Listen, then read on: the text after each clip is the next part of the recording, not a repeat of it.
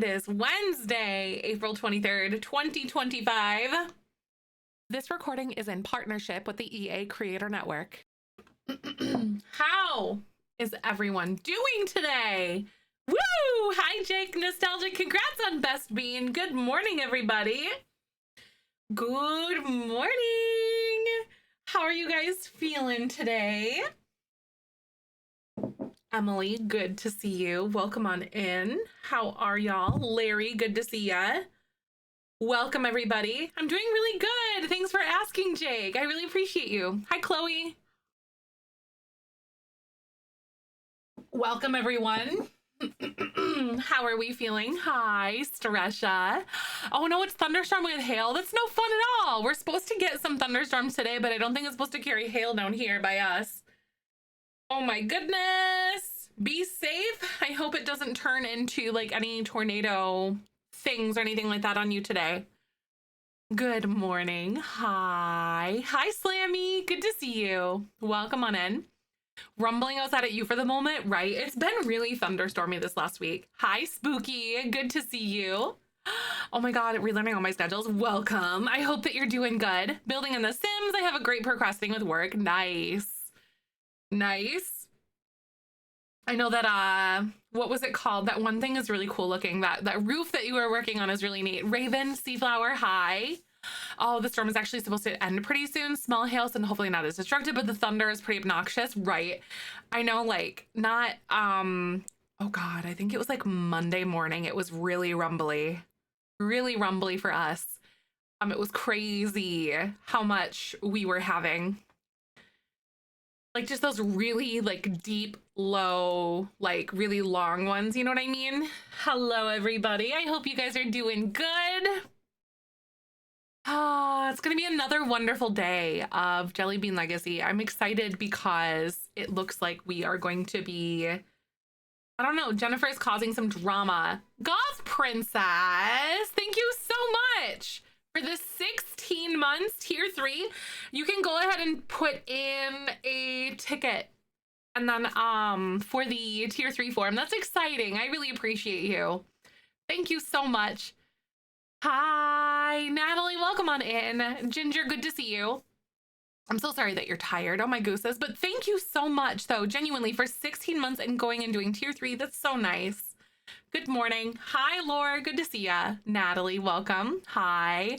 I'm pretty tired today, too. I am. I was so angry and so stressed out last night.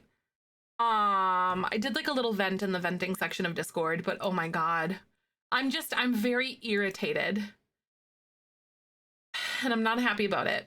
Oh, drinking a Celsius to get your energy today. I feel that. I have my coffee here this morning. Fix your sleeping schedule? Oh no. Are you like all backwards and stuff? Little Bear, hi. I know, I read what happened to you too, Bear. That really sucks. I'm so sorry. I'm glad you were able to get things like kind of figured out though, at the very least, but that is not a way that you want to wake up at all to see that kind of stuff. Hi, Win. Good to see you. Welcome on in. It was so irritated last night. We had a lot of things planned for the evening, and then I was gonna do like a little YouTube stream for like co-working stuff because I have a pile of like deadlines and things that I want to work towards. And we ended up spending almost our whole evening till like almost 8 p.m. or something like that.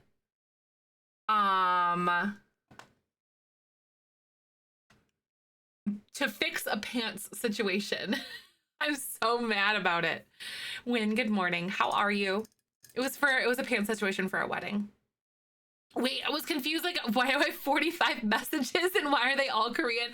That's so interesting though. Oh my gosh. That's really unfortunate. So you said your TikTok account got hacked or something? That's wild. That is so wild. Hi, Jory. Good to see you. Welcome on in. I know, like, please, why are people like such turds? Please do something better with your time. I'm excited too. Babu has his grooming appointment this afternoon. I'm excited. He's gonna get all trimmed up and so cute. Hi. Real Larry, real. Find myself staying up late after the workday because the afternoon goes by too quickly. I really struggle with that too sometimes. I sure do. I know he's gonna be such a handsome little man. I'm so excited. He's definitely like really overdue. But he's needed to cut for maybe like 2 weeks or more, but we weren't able to get in. So I'm like, Michael, I think is going to schedule his next appointment today type of thing, you know, like get it on the books and then you just schedule ahead sort of thing. But hi, Stitch, welcome on in. We're used to being able to like go to the groomer and then be like, hey, we'll schedule it for like a few weeks and then they're usually open. But this guy is like booked pretty much all the time. He is booked because he's really good.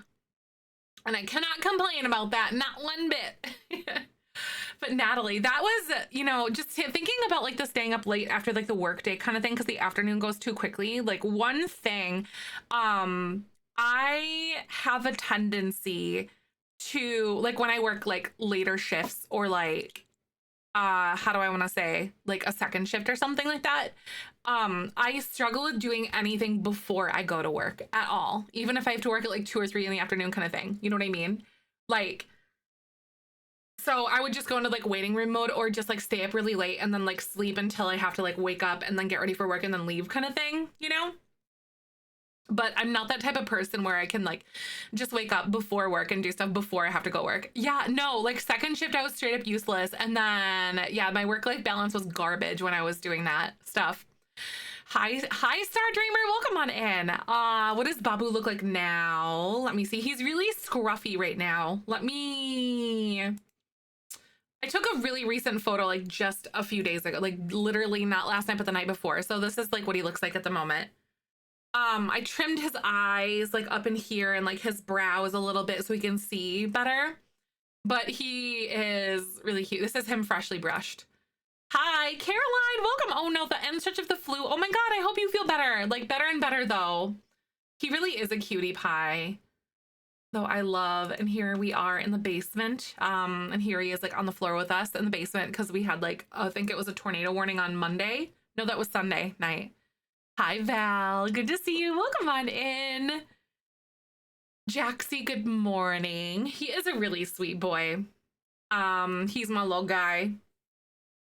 0 meetings today. Nice. That's a little treat.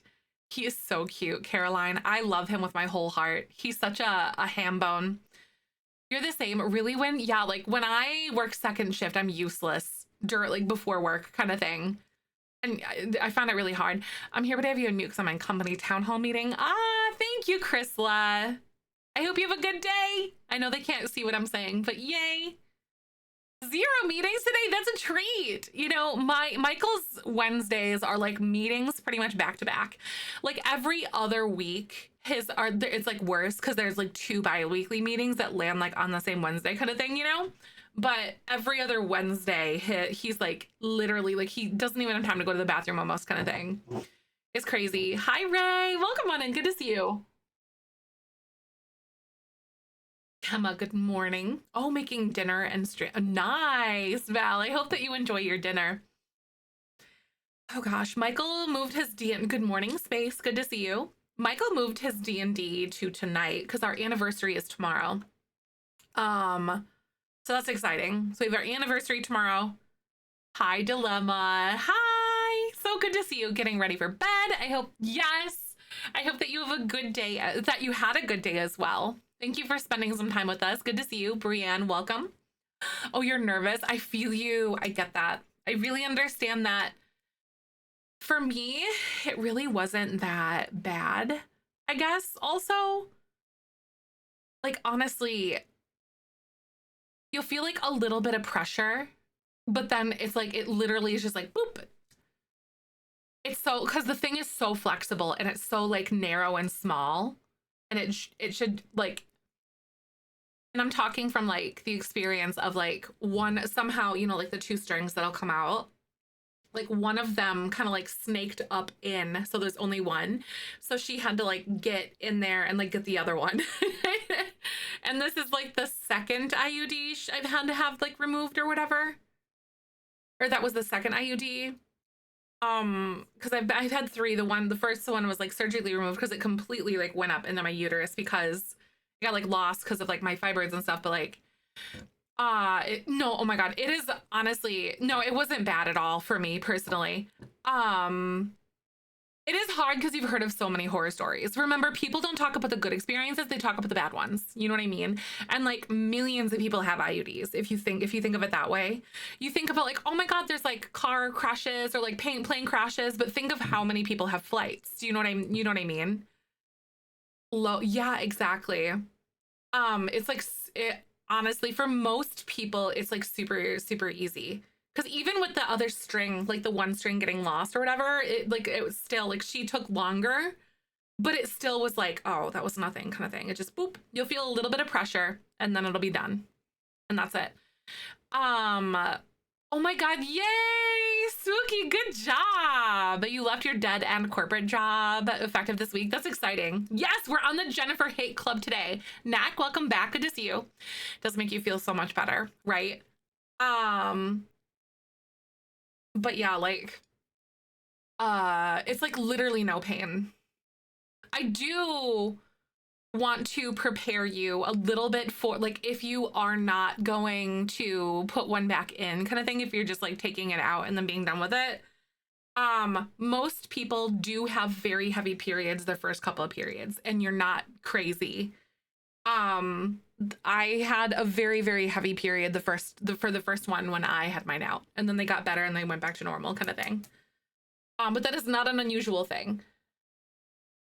Oh my God, love my dead end corporate job. I'm so excited for you, Mushroom. So I'm willing about my period to be crazy. Yes, it'll like regulate and like let it like level itself back out or anything like that. But like, that was one thing I wasn't really prepared for. Some people do have a very heavy period or two.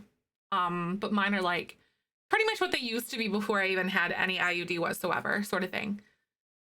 Yeah. Oh my God, it's a little implant. Oh, like the implant birth control. Yeah. I've heard some people having some good luck with that one. I can't do anything except for like IUDs, and I don't really want to do those anymore kind of thing personally. Oh my gosh. Wow, Natalie. Oh my gosh. Yeah, it's so important to know. It is. But it is your first time getting it. I hope so. Oh, hi, Ahsoka. We're doing cat bongos over here off screen. That cat bongo. It's she likes the rough pats though. Good girl. Good morning. You have the implant, right? I think I have a friend with the implant. Like one of my personal life friends, I'm pretty sure has it. I know lady had it for a while. Ahsoka, no. Stop chewing on that. I have like a box of things on my desk and she's like, you have the shot, right? I have nothing right now. I can't, but then again, I can't do anything other than the IUD, which is like, kind of sucks, but I'm really scared to get it removed. I feel you. It's really, really scary. But honestly, for most people, you can also request a local anesthetic too, by the way. You can request that. I feel like that's something they should do by default, just out of, just good practice kind of thing, but you can totally request it 100%. But I went in without anything, no ibuprofen, no nothing, and it like just felt kind of like I've had it taken out 2 times and it felt just kind of like a little pinch. I think that honestly them like getting the stuff in place to be able to like hold your cervix kind of thing was more uncomfortable than the actual removal kind of thing, but it's like a pinching like pressure sensation almost is what I would describe it as. It's a struggle, boss, right? It really is. For over 10 years now, right? I just don't know, right? The copper IUD. I've heard good things about that one. I also, for me, realized that like IUDs were causing me more pain but I also have fibroids too. So that's like a part of my equation. Like it was making my cramps worse or whatever. Nothing just to see how my body is naturally. Right, exactly. I hope everything goes really well for you. Yes, it is a very common surgery. Yes. Um, it really quite is. Ahsoka just unwound this.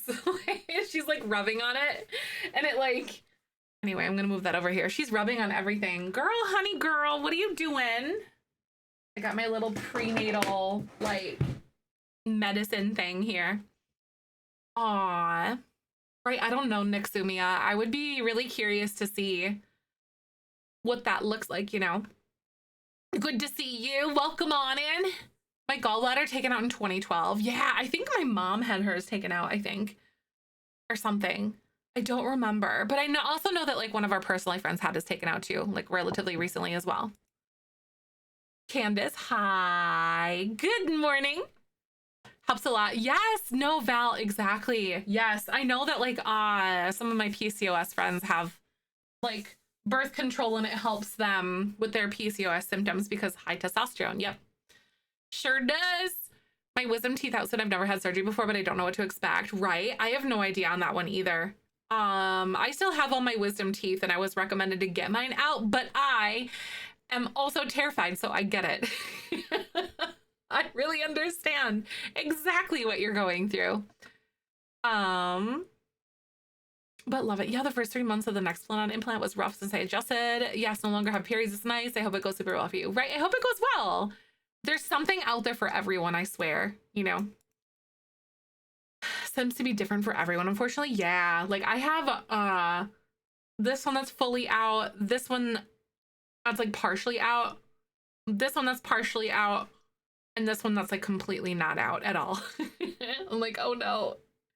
Ah! So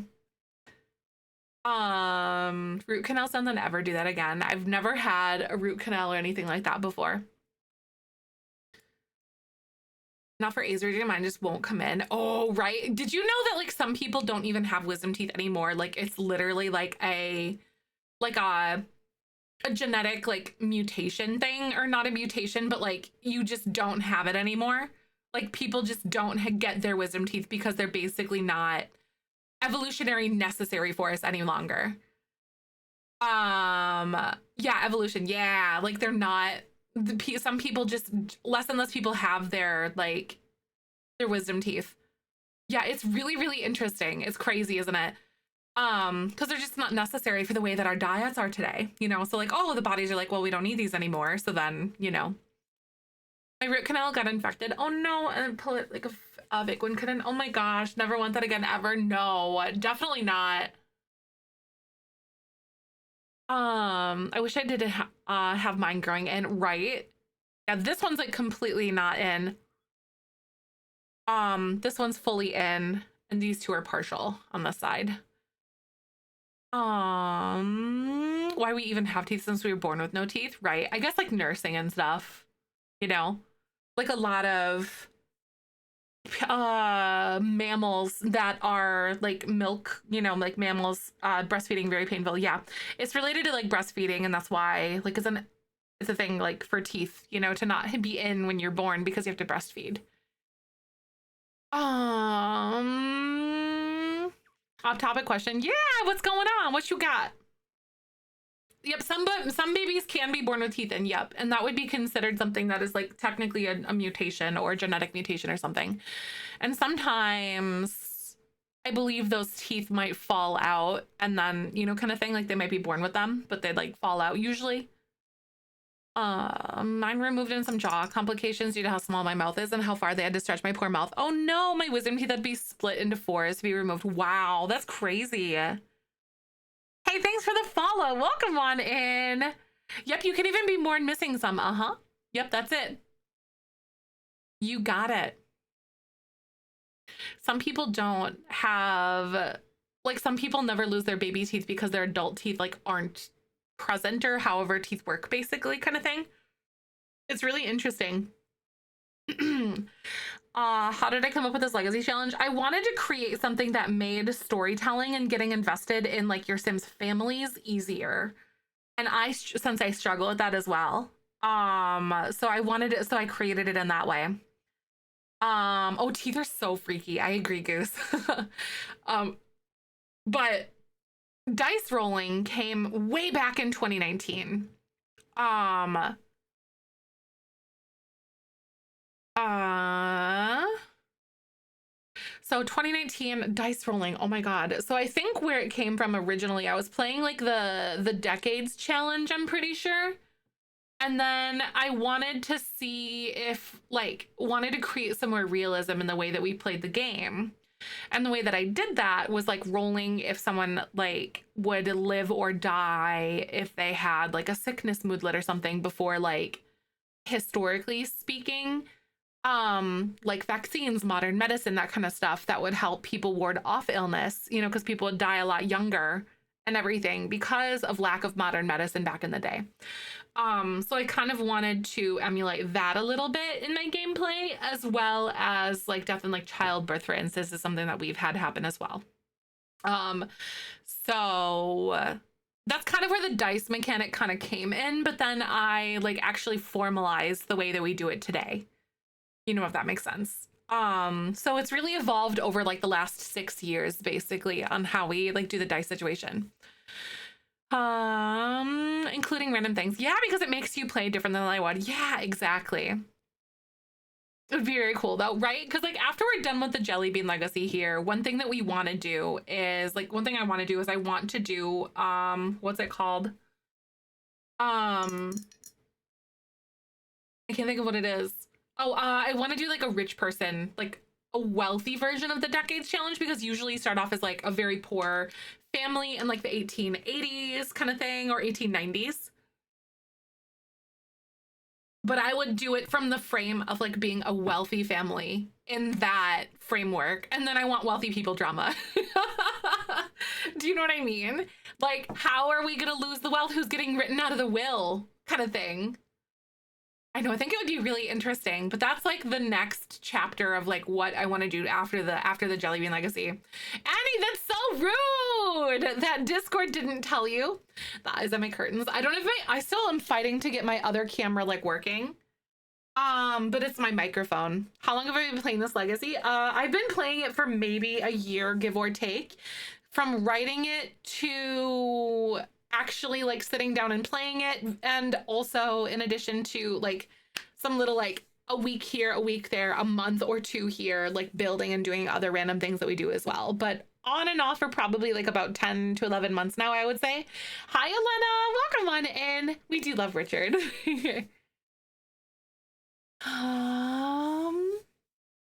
But yeah, I created the Jellybean legacy through the scope of someone who already struggles with getting invested in their Sims lives kind of thing, you know? So I did that because I struggle and I wanted to create something that made it easier for me and in turn other people as well, kind of thing. Thank you so much, Natalie. I appreciate that. I appreciate it. Rich People Decades Challenge is so fun. I know, I'm excited for it. I have no idea. I've never really watched or like read a period drama before, but I'll be really leaning on you guys who enjoy things like that. For like a little bit of inspiration or spice. Because if we do one thing good here, it's the drama. That is one thing that we do very well. Hi, I'm doing good. I feel very tired. I'm also like still kind of like stressed a little bit from yesterday.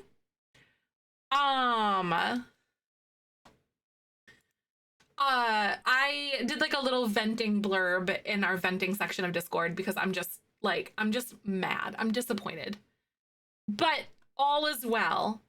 All is very well. Because one of our friends like were actually to bail us out.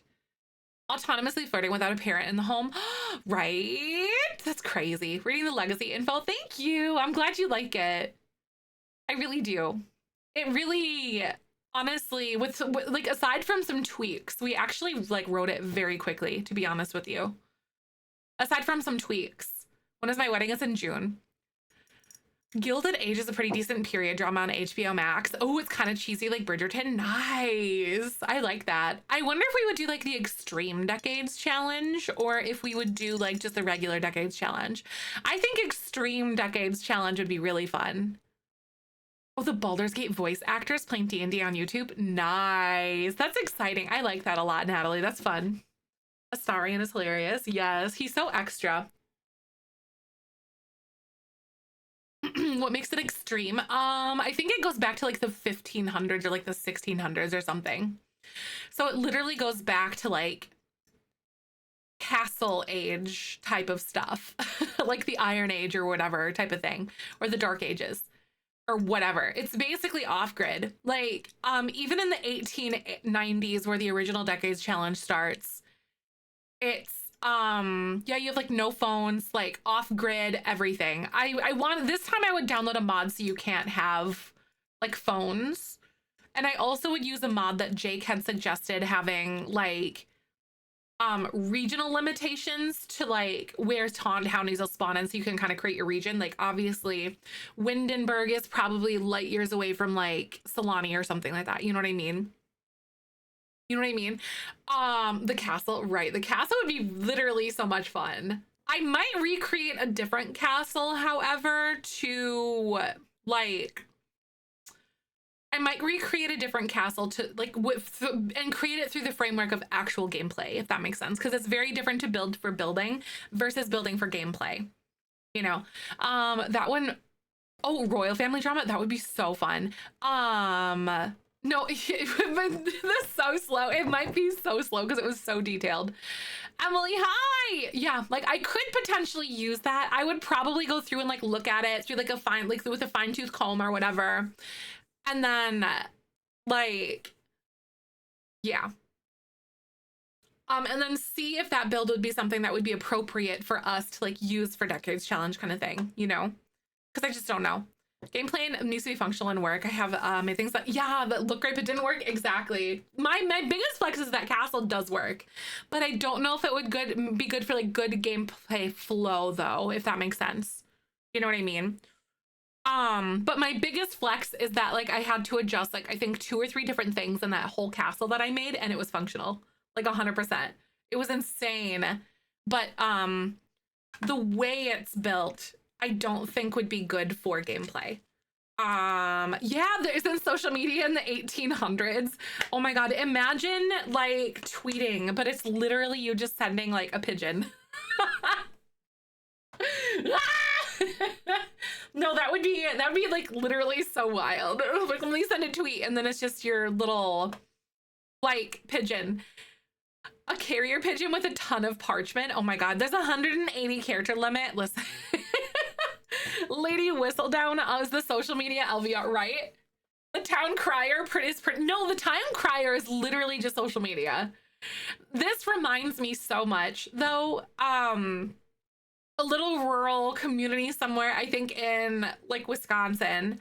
My aunt who married like one of my uncles or whatever, my blood uncle, my dad's brother.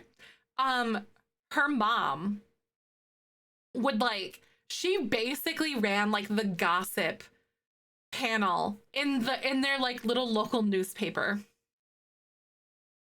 It was actually iconic. And like my mom still has like the clipping of what she did, because like it was in the area where my parents got married. No, she literally got all the town tea and she would like spill it on like the gossip panel thing.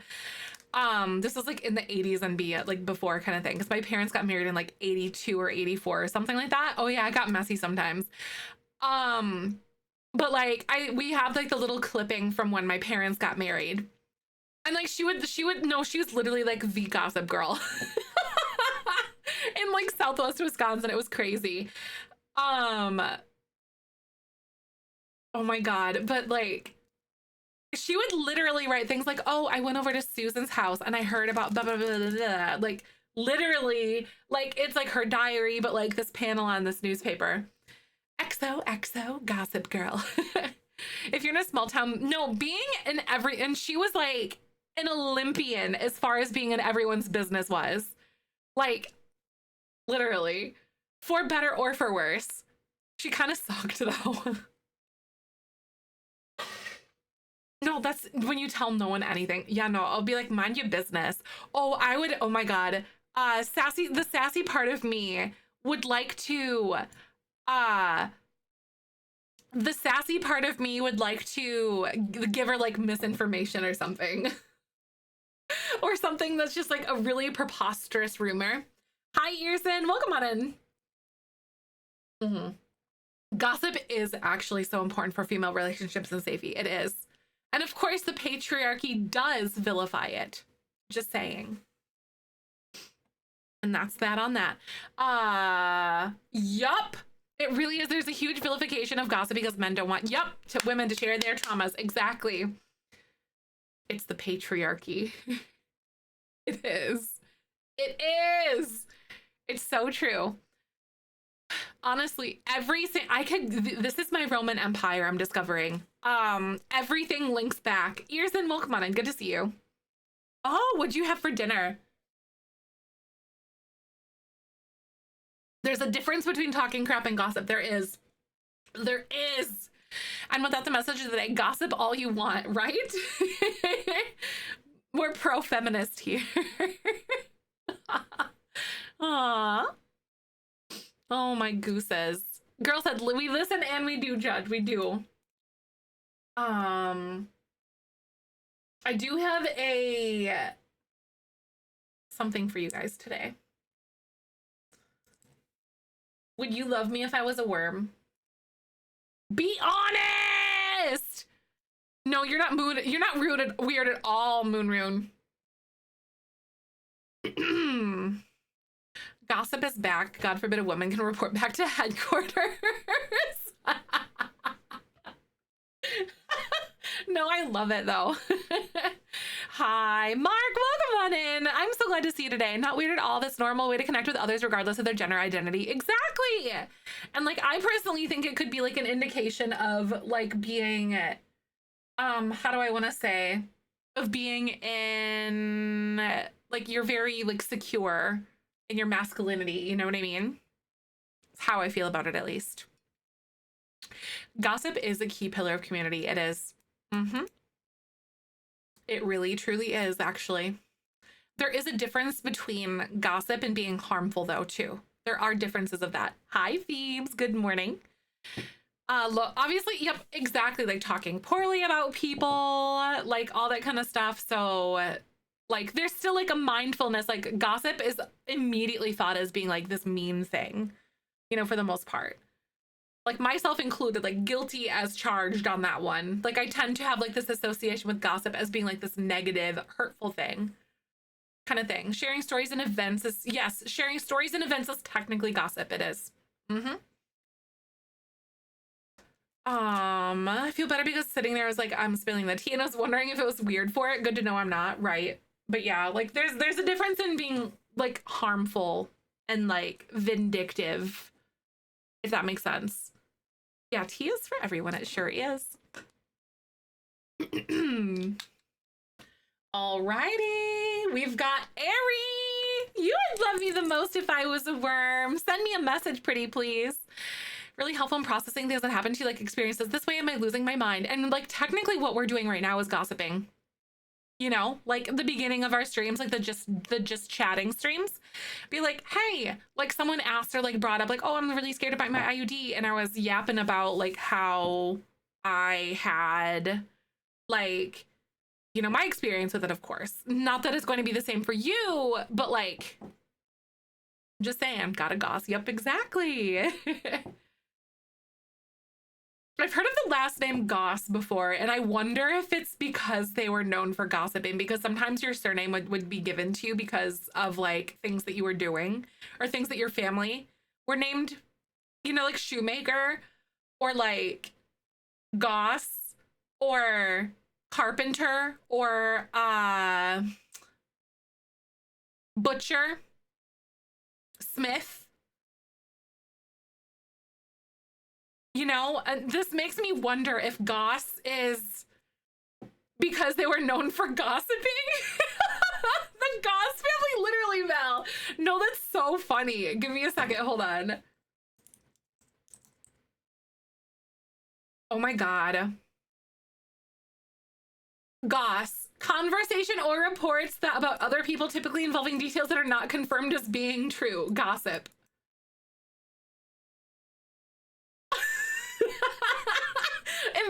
being like your family being so well known for yapping that your last name is Goss. I love this idea so much too. Yes, it reminds me of Caitlin Goss Yappinder. No, I love that so much. The Yappinder.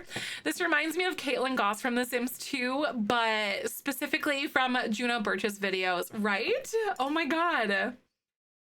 Gossmaker kind of eats as a last name. Might go make a sim, you should. What's the Gossmaker gonna be like? What's the Goss family like? But yeah, like when you get into those names, like your names are assigned to you for like whatever reason, you know, like back in the day specifically. Like, I don't know. Yeah. And that's like, I believe for people who weren't considered to be royalty from what I understand. From my perspective of it, at least what I understand right now. That I don't know if that's true or not. It started raining here and the air smells so good. I love that. I love it, especially when it's like not too cold but not too warm. It's like that Goldilocks, like just right level of coolness, you know? Yeah, exactly. Like occupational surnames, like the Goslins. Wait, that's kind of good. I love that, Vaughn. Like for instance, there's another last name, like Bridger, or like, oh my god, Miller, Cooper, Smith, is another one. Oh my god, I'm literally thinking about it. Dunk, which was the like a version of Dunkel, which is I think like either a beer maker or a drunk baker. Yeah, there's literally so many, and when you realize that like it traces back to that. There's like Carter, Tanner. Carter is another one. Carter is like you're literally like a cart driver or someone that was like a farmer. Carpenter, yep. Gabby Goss. Gabby Goss. Wait, Yapsman. No, Gabby Gossmaker. Yeah, Carpenter. Gabby Goss Yapsman Yapinter. No, those are so crazy. These names are so fantastic though, but like it really is very interesting when you start to like view it from those perspectives, right? And I know they would like change names at Ellis Island when they came here in order to like fit into the American lifestyle, but like differently or whatever, which that's a whole problematic thing all in its own. I'm just putting that out there too. But because there's like certain last names, exactly, and to make it like easy to say, yeah, it's like literally like diminishes those like the culture and like the familial ties and things like that behind that. Kind of like Dunkel, Dunk was one thing that I know specifically, that I understand specifically was yep, their former name was too long. Yep. Dunkel the Dunk was one thing because it's a German surname. It was the and then they'd change it to Dunk over here. Ari, I have sent you your form. There's your worm form, by the way. Yay! That makes me so excited. As a girl went to high school, it said their family changed their name at, yep, at Ellis Island. Yep. I know that. I don't think my dad, like my maiden name, my last name was changed at all, but I do know that we were able to trace someone back that came on the Mayflower here, kind of thing. Like I do know that, like we have like a confirmed like lineage that traces back to that on my dad's side of the family. I don't know if it was like my grandma's side of my dad's family or like the paternal or the maternal side of my dad's family though. I can't remember that, but we did have someone for sure that came on the Mayflower. On my mom's side. What if her relatives? No, and then we were able to trace all the way back to Bedfordshire in Bedford County in England. I'm technically, percentage-wise, more English than Duck Dan. Because I shared like my results and stuff, and he's like, I think you're more English than me. And I was. It was really funny. Back to the Civil War. Really? Hi, Ray. Welcome on in. I think I don't know what my last name is.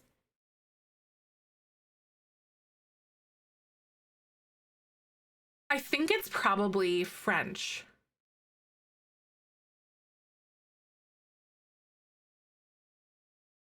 I think my last name is technically French, I want to say. I think. Or it's English. I don't know. If it was... I think it might be English, just because I know it wasn't changed. I think it's English, yeah. A direct descendant of Nathan Hale, the guy who said, "I regret that I have one life but to give for my country." Nice. I like that. A blackmail feature from the snooping, I think, for rent. Yeah, they do. They totally have a blackmail feature. They do. Val. And for rent, yep, if you like discover something, you can like blackmail about whatever. The secrets that they have are technically kind of like blah and kind of silly. They're very Simsified ones, but yeah. Maiden name is Welsh, and then married is Irish. I'm pretty sure my maiden name is English, and then I know for sure that Michael's is German. Rock, thank you for 6 months. How you doing today? Good to see you. Yeah, if you like sneak into someone's house or break into their house, you can like snoop in things. Thank you so much. Half of a year. That's insane. I really appreciate you. How are you today? Making Sims with LCC so I can put them on the gallery. Nice. See, someone has to make the Goss family. That's so funny, actually. My dad said my last name is either Czech or Slovakian. Nice. Right. Like, I know that I have lineage back to... Oh my God, what is it? It goes all the way back to, like, there's a lot of Eastern European and a lot of Northwestern European. I think, like, the Eastern European is more my mom's side of the family, and then my dad's side of the family is the Northwestern European. Like, Germany, like, Northwest Germany, and then also, like, a lot of England. Like, a lot of English. I think that's all my dad's side of the family. Gabby Gossmaker and Yapsman Yapinter. Those are so good though. Like high key amazing. I love the way that we come up with like these people and like these stories about like these names and stuff. Russian Lithuanian, and I live in the Netherlands, so I don't have the American mishmash. Right, exactly. Like I am very much so... I'm a big hodgepodge of a lot of different like parts of European, lots of different parts of Europe. But then I also, yeah, like literally though, it's really interesting to think about that too. Just the way that like Americans are, because we're literally like everyone, you know, at one point came here to a point. So dad's family is traced back to the 1700s, where this ancestor was a button maker to the king. What? Okay, that's so cool. I love that so much though. That's so good. We are literally the melting pot. We are. Polish on my maternal's grandfather's side, right? Like, because we were having a conversation about like how my great grandma, what are they called? Like the potato pancake things.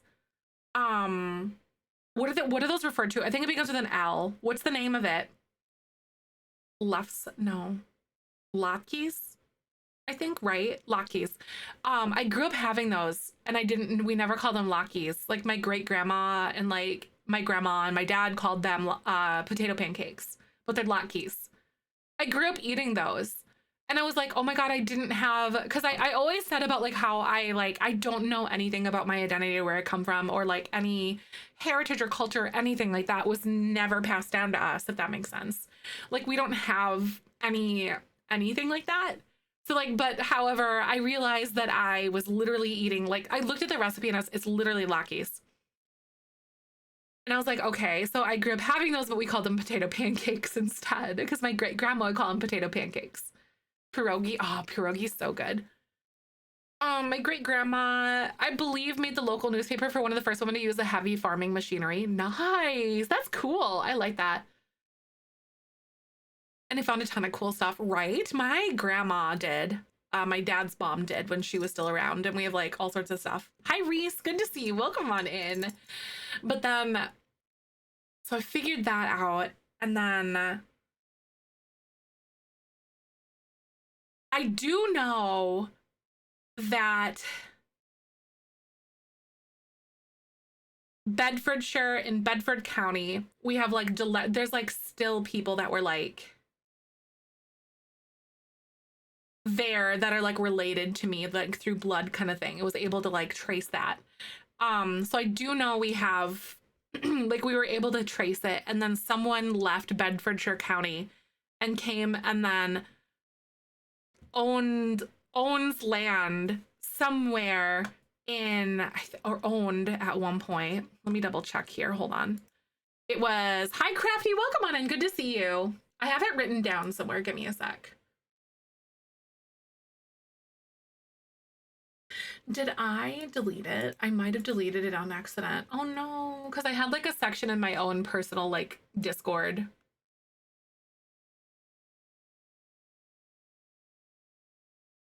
Oh my god, I actually might have deleted it. No.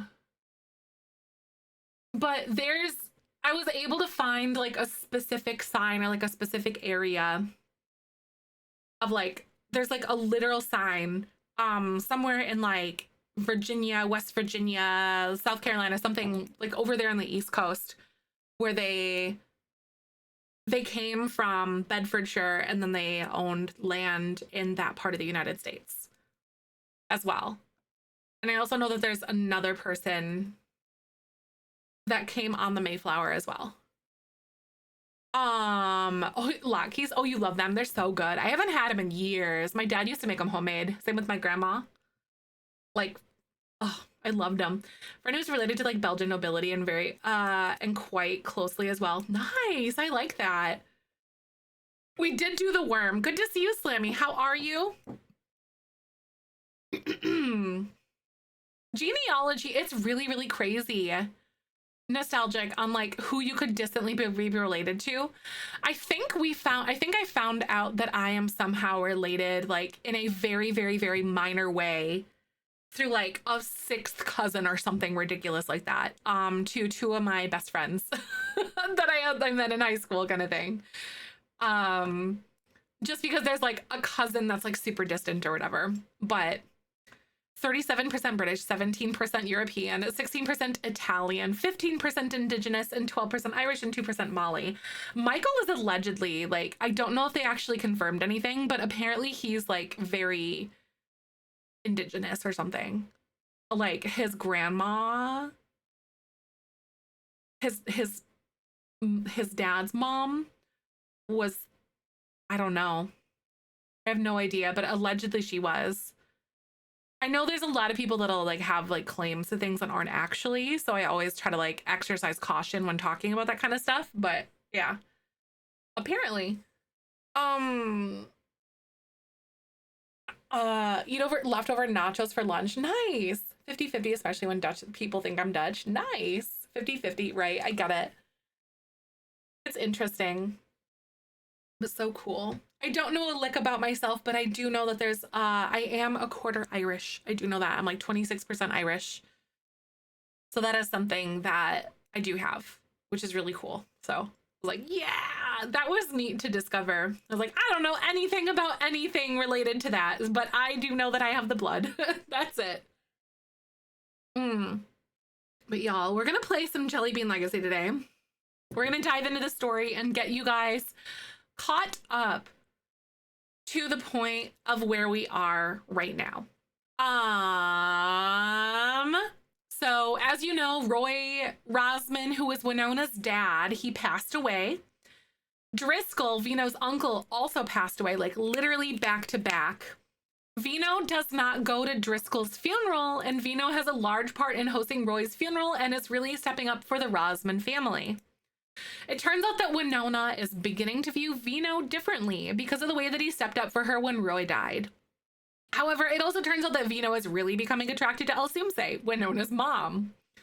Vino is close to Winona, but is beginning to view her like a sister, and Winona is catching the feels because he's so supportive of her, and he's not meaning to break her heart. Vino often goes over to help Elsumse with ranch tasks because Roy passed away. He does this out of kindness, not out of lust or desire. Jennifer moves in, sister tones, right? Literally though. Jennifer moves in. And so like that was the girl that we were like engaged to because Neighborhood Stories did it, and I had to like kind of deal with that. And that's just the cards that were given to us basically, kind of thing. But Jennifer moved in, and this is the first time that Winona actually meets her. So we literally had to like introduce ourselves to her, like through like the wheel or whatever.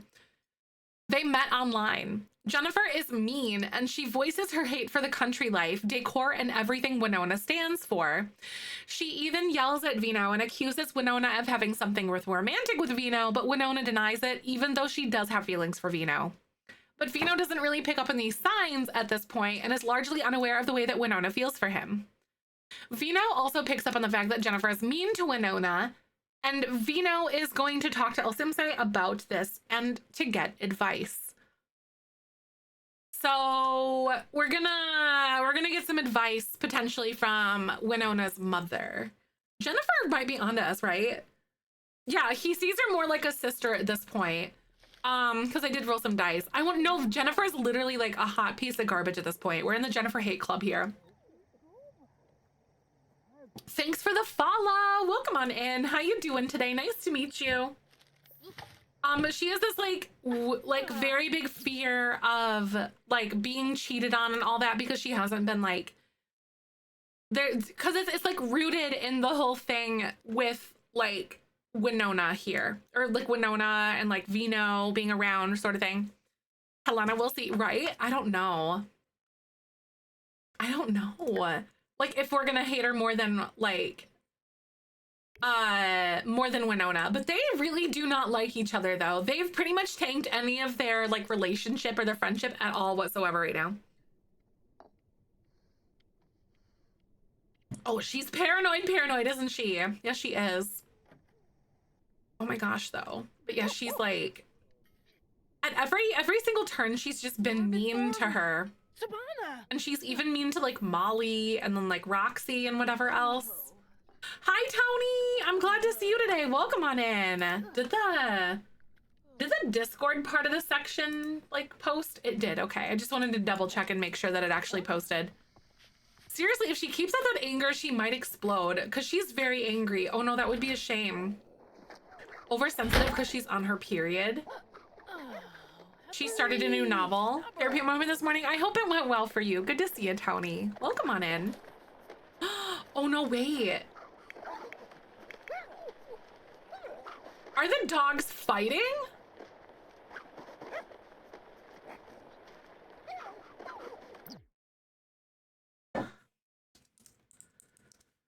Are they actually like fighting?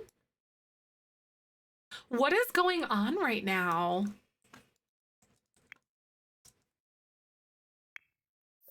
Attack Roxy? No!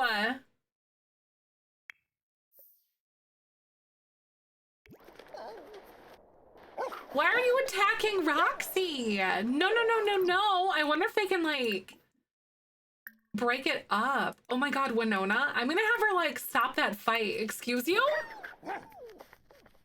No! Barspa? Hanoi! Jewel! Ugh. I've never had that happen before already. Yeah. No, they've lived with each other for like a while, but now Molly's like an elder and they're both elders. Just some grumpy old ladies, I guess, aren't we? Apparently Molly might be in that anger sort of like part of the grief or something like that. Literally, that's crazy. Roxy seems a bit sick. Roxy's just dirty because she rolled in some dirt. She just rolled in some yucky stuff. Oh my god. Are you joking right now? This is crazy, okay? All right, Jennifer. I'm gonna have you go take an angry poop or something, but then I think I'm gonna have her work on her book, though. There's one thing I think she's gotta do, because it's like literally 11 p.m. right now.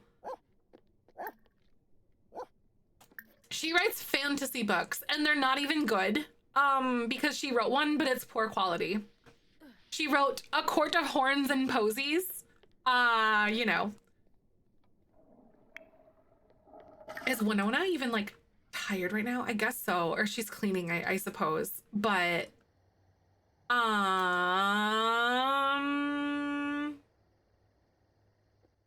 it's really late at the moment. I think I am gonna have her just go to sleep because her like sleep schedule is completely all messed up. SGM, but the right desire is there, right? I get that. Okay, so what other like romantic-y books should she write?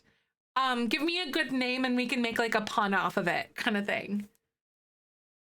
Of Court of Horns and Posies. Hi, Steph. Welcome on in. I hope you're doing good. Good to see you today. Hi.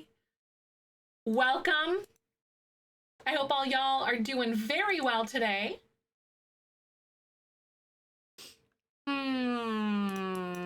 We've got the werewolf journals.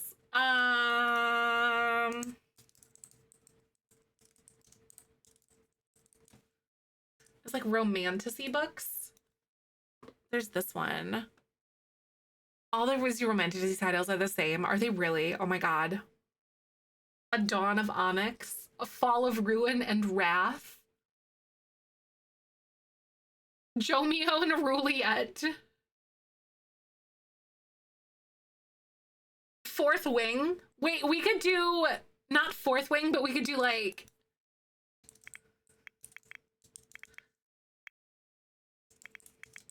Fifth Wing. Fifth leg. Fifth Wing. I think Fifth Wing is really good. We're gonna do Fifth Wing. Hi, Cami. Welcome on in. I hope you're doing good. Hi, Theo. Fifth Wing.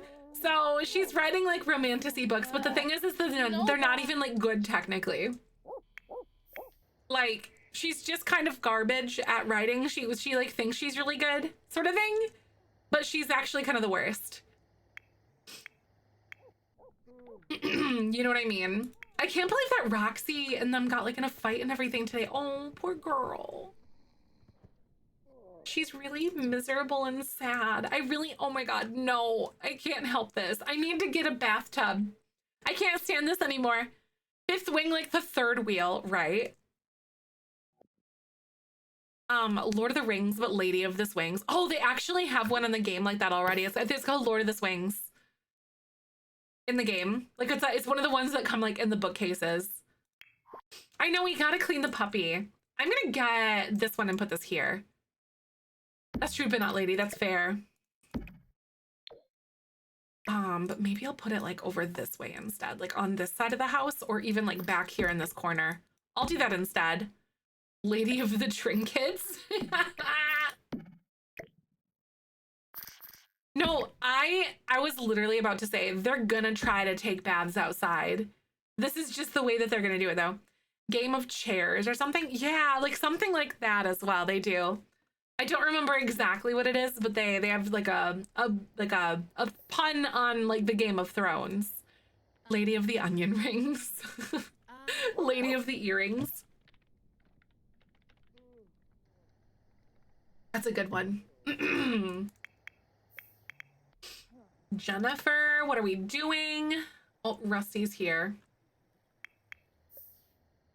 Aw, Molly. Molly might be grieving, I think. That's really sweet, though. She's gonna go laze by Rusty's grave. Oh.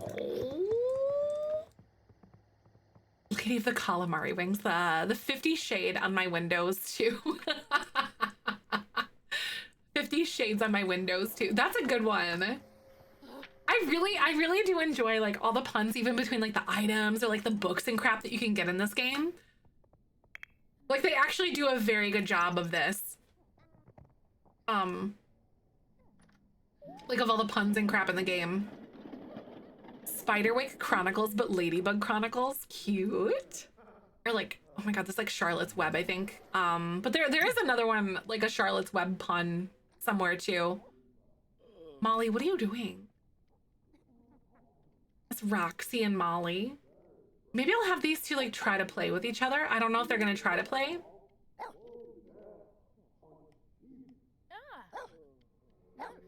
50 Shades of Purple. Some of them are in-game movies and others are the name of books. Yeah, I think you're right though. I feel like that's correct. Charlotte, it's Charlotte's pig. That's what it is. It's really cute. No, I was really worried for a second that they were also going to fight too. I'm like, please don't do that. Will your dog get clean by playing in the water?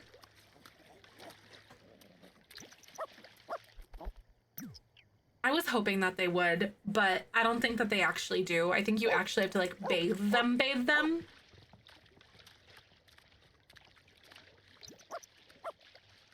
Right, I don't think so either. But Vino is gonna be waking up really soon here, like in just a second. Like in just like a little while. I'll probably wake him up like a little bit. Roxy is running away. No! Oh no! Oh my god, I feel so bad! I really haven't paid attention to her in like a hot second. No, I guess she's running away.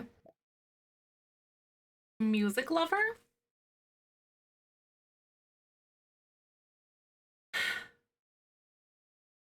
I don't think so, I guess. I don't know. Maybe we can say that she got caught like up, like chasing something in the middle of the night. Hi, One Tree Sim Girl. Also, by the way, we're just gonna play ads in a second. I'll be right back in just a sec, and then we'll roll the dice after that. But we're gonna see if Jennifer becomes a music lover, because I don't know. But I'll be right back. Hold tight. Thanks for coming on by.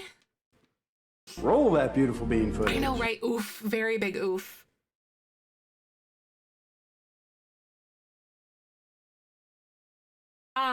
Merlin's cat Doki. That sucks. An ad on the computer. Right. She'll come back sooner. Right. I might, but I don't know. But I'm gonna say that Roxy ran away because she got caught up like chasing something or whatever. A music lover phase and then back to normal, right? It's a phase. I don't know how it's almost May already nostalgic. It's ridiculous, isn't it? Because in 2 weeks, a week away from tomorrow, we get 3 new kits, by the way. Like, it's insane. We only have like a handful of days left in. Like a week left. In April. And then I get married really soon too. Oh my god. It's crunch time, y'all. Oh no, and Roxy did ran away. I know, she did. It really is flying, isn't it? It's like a week left of April. Yep. That's crazy talk. You have Mr. Momo today? That's nice. I'll have Babu with me tonight. Because Michael's D&D tonight, but then our anniversary's tomorrow. Hi, Vixen. Good to see you. Welcome on by. Hello. Hope you're doing good.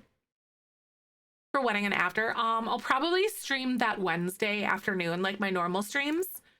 And then I will probably be off that rest of that week in June. So I'll probably take off like the 5th through the 8th. So I'll do like a 4-day weekend basically, and then I'll probably be back the Monday, like the 9th, is what I'm thinking. But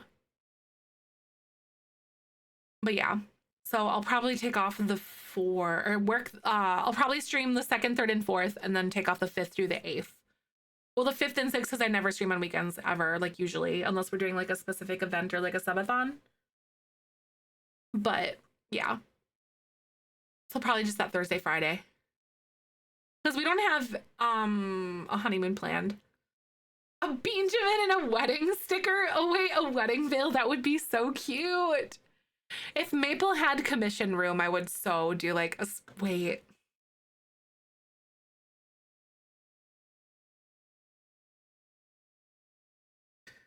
I'll have to think about it.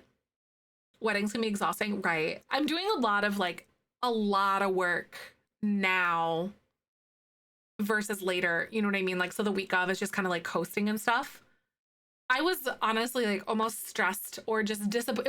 It was disappointed to tears last night about like one of our groomsmen. Like, we were so methodical about telling them exactly like what colors, like, hey, by the way, be careful because it doesn't select the right color when you click into this. And every single item that he had to order for the wedding stuff, he ordered incorrectly. Every single item. And like, it's not about the pants at this point. It's because his reaction the whole time was, I don't see the big deal.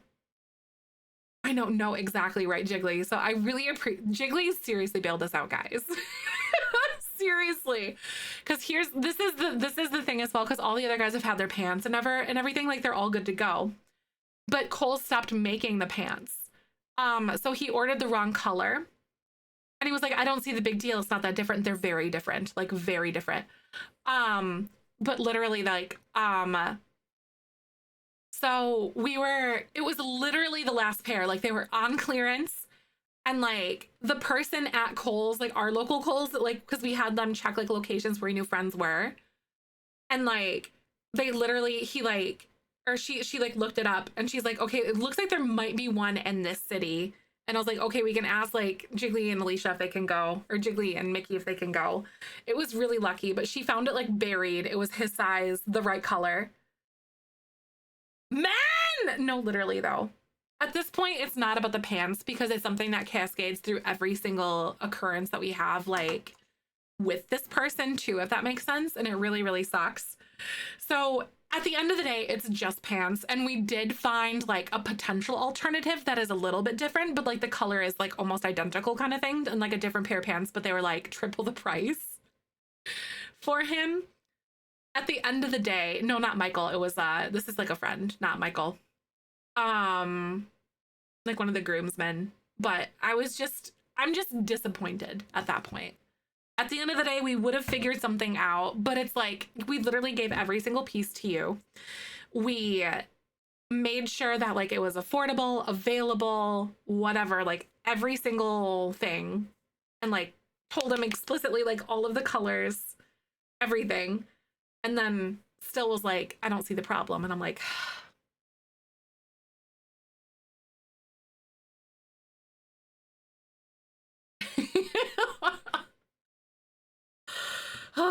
but thank goodness for Jiggly that we got it figured out. But I think the most of the frustration is that like we spent like 4 hours last night driving around trying to figure out like different stores, trying to figure out different alternatives and figure out like a backup plan just in case.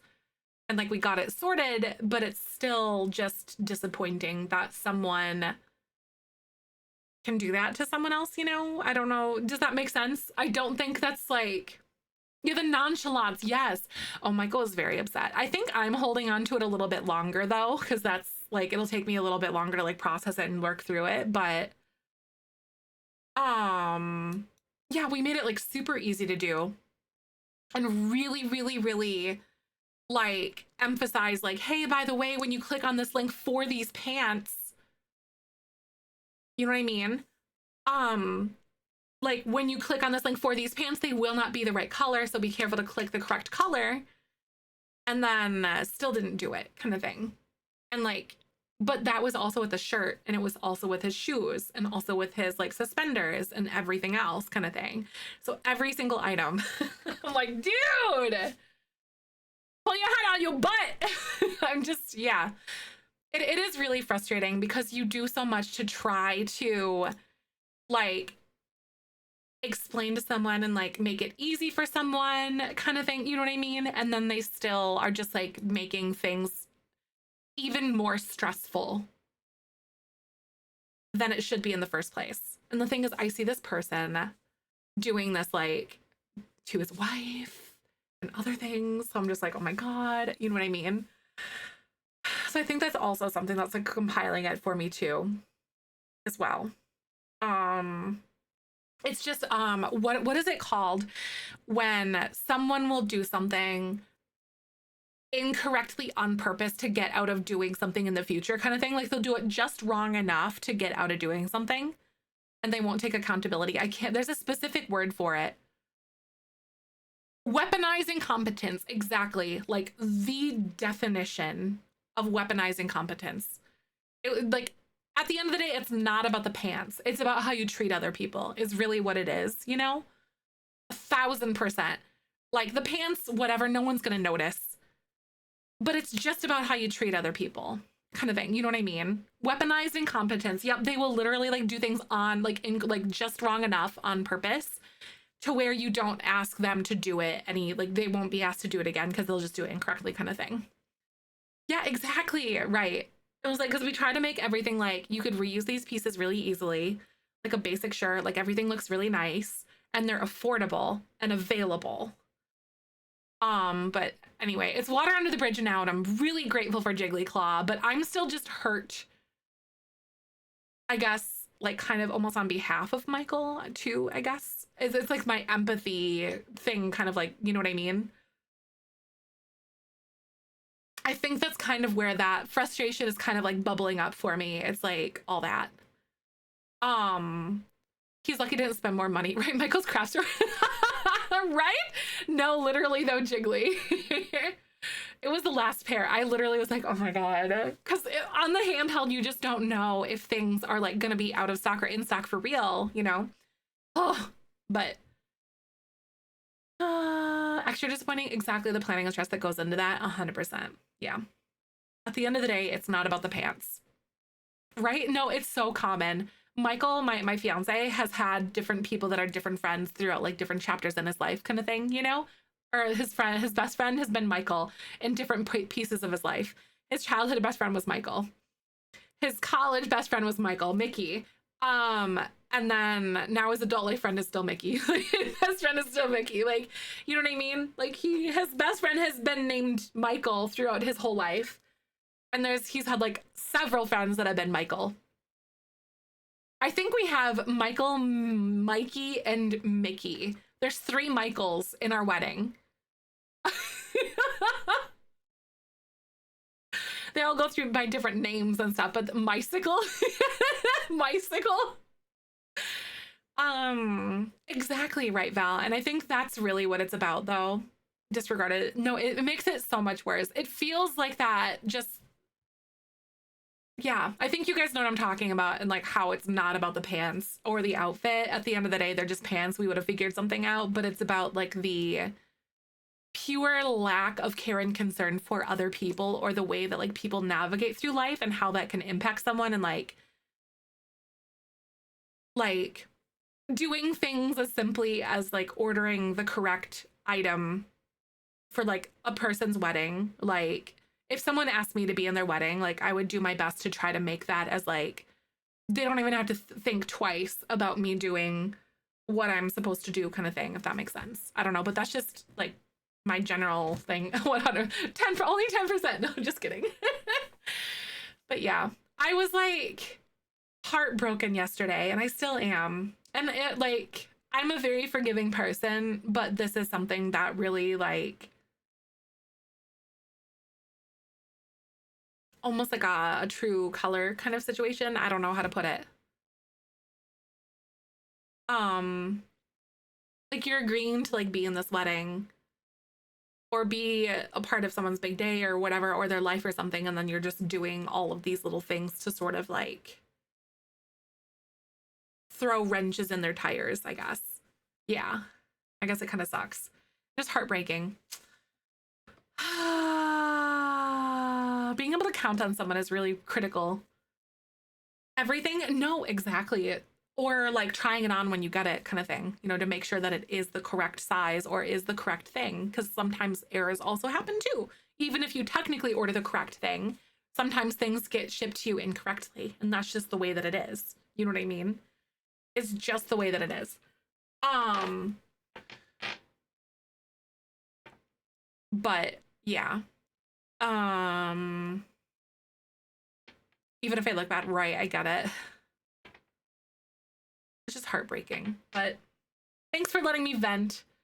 I also am super stressed because I have like a bunch of deadlines and things and stuff that I want to do for like work things, and like, but not go around to 6 different stores and try to find something last night because of one thing that you just didn't take the care or concern to do correctly in the first place, if that makes sense.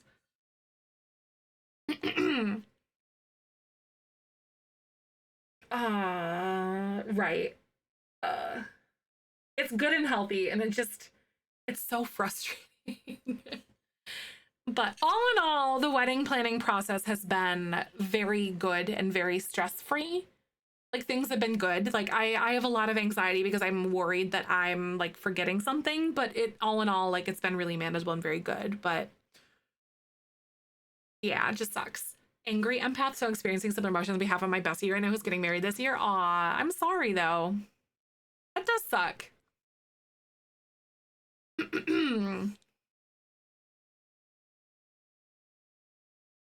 Childish who's doing it, right. Do the heavy lifting for him, right? Or something like that, Vaughn. It still sings exactly when stuff like that happens. It so does. For 5-year service reward, I requested that someone wear a teal for my group photo. Aw, everyone were followed through except 2 people threw off the whole thing. Aw, that kind of sucks though, right? Right? Yeah, Jiggly, literally, I was like, oh my God, thank God. Because we were on like our 5th store when we messaged you, I want to say, at that point. And like we stopped by one other store and like we ended up finding, how do I want to say? We ended up finding like a pair of pants like DXL that were like a slightly different fabric, but the color was almost identical. So like we had a backup, like we had something, but still, still all that time and like mental energy. And the pants would have ended up being literally 3 times the cost for him. And I'm like, hey, listen.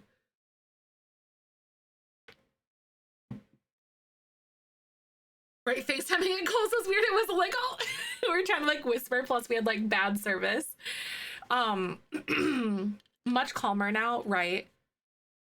I'd say I'm more empathetic, but I'm more empathetic than I've ever been in my life personally, but I also don't let people, like, I'm not a pushover anymore. Like I'm very firm on my boundaries, and that's a very distinct difference for me personally. Like I'm way more empathetic, but and understanding, but also like boundary is pretty hard and like very like known kind of thing.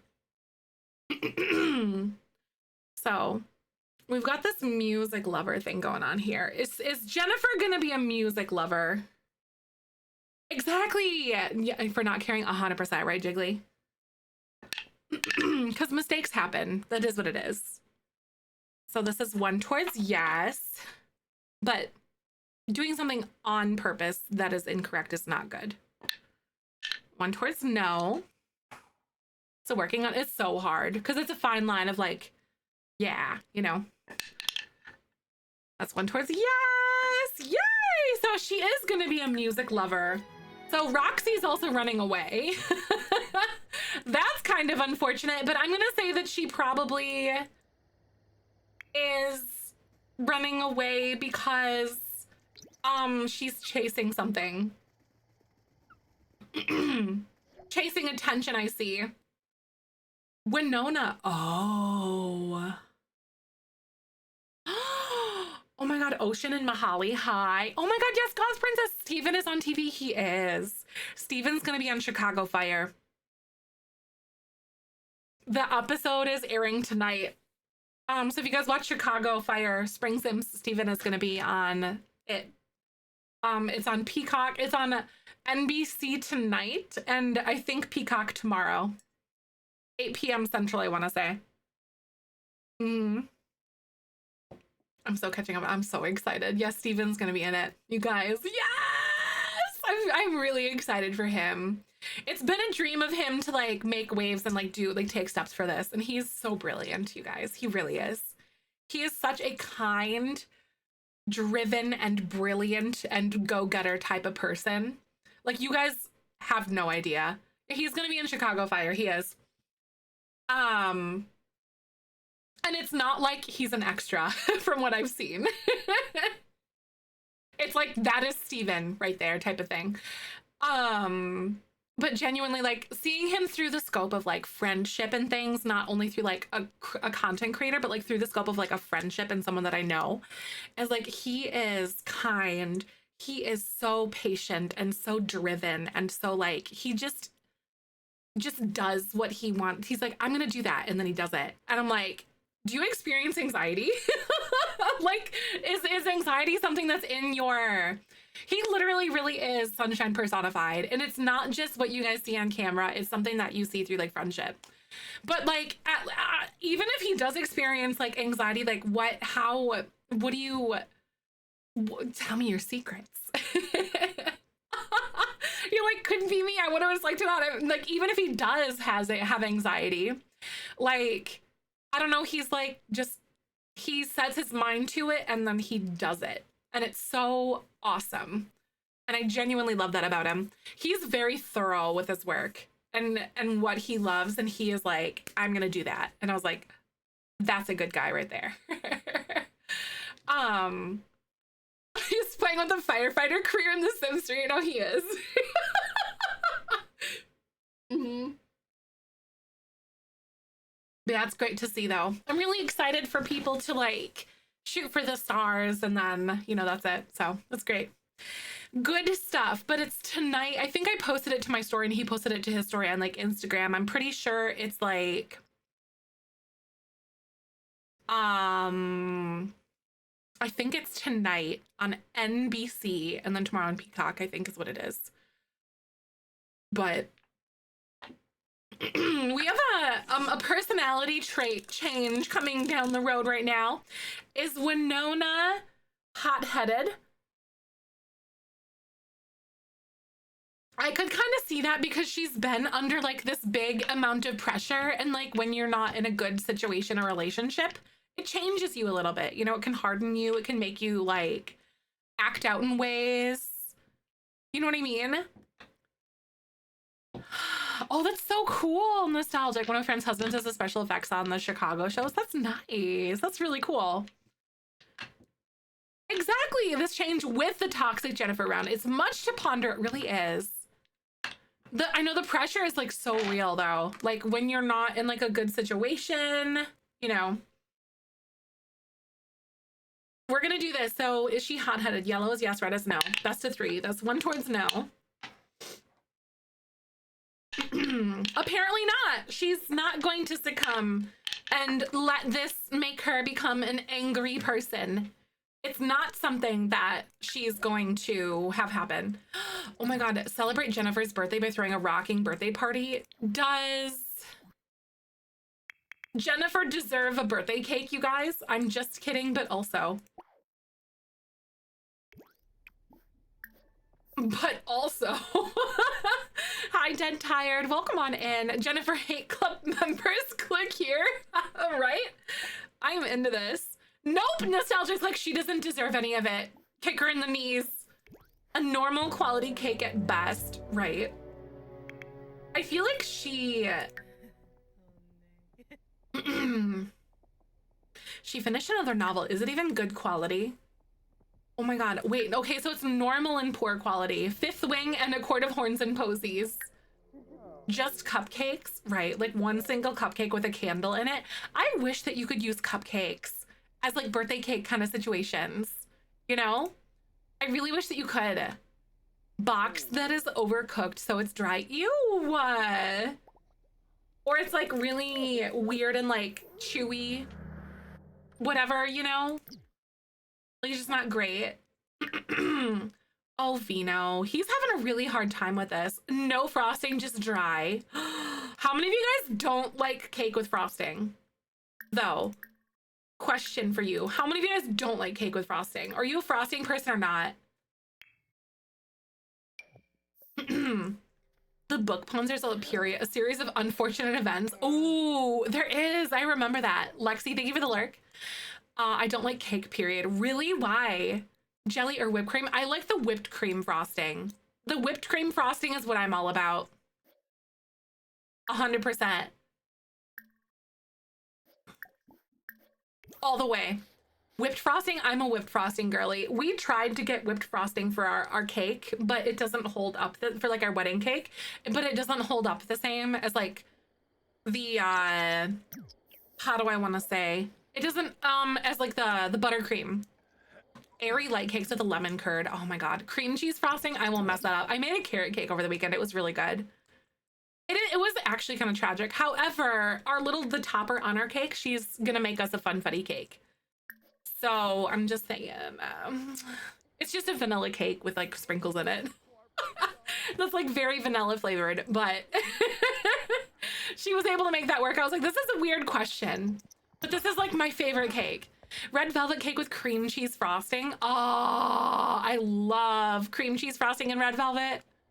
Barely eat cake that's for me, but simply the better. So I also rarely see here in Germany. It's more of a special thing. Ah, and here it's like everything in the United States, you know? Time for me to get a slice of cake. I do have carrot cake in the house right now, just saying. Store-bought is always too sweet for me. Yes, I can control the sweetness levels. Yup.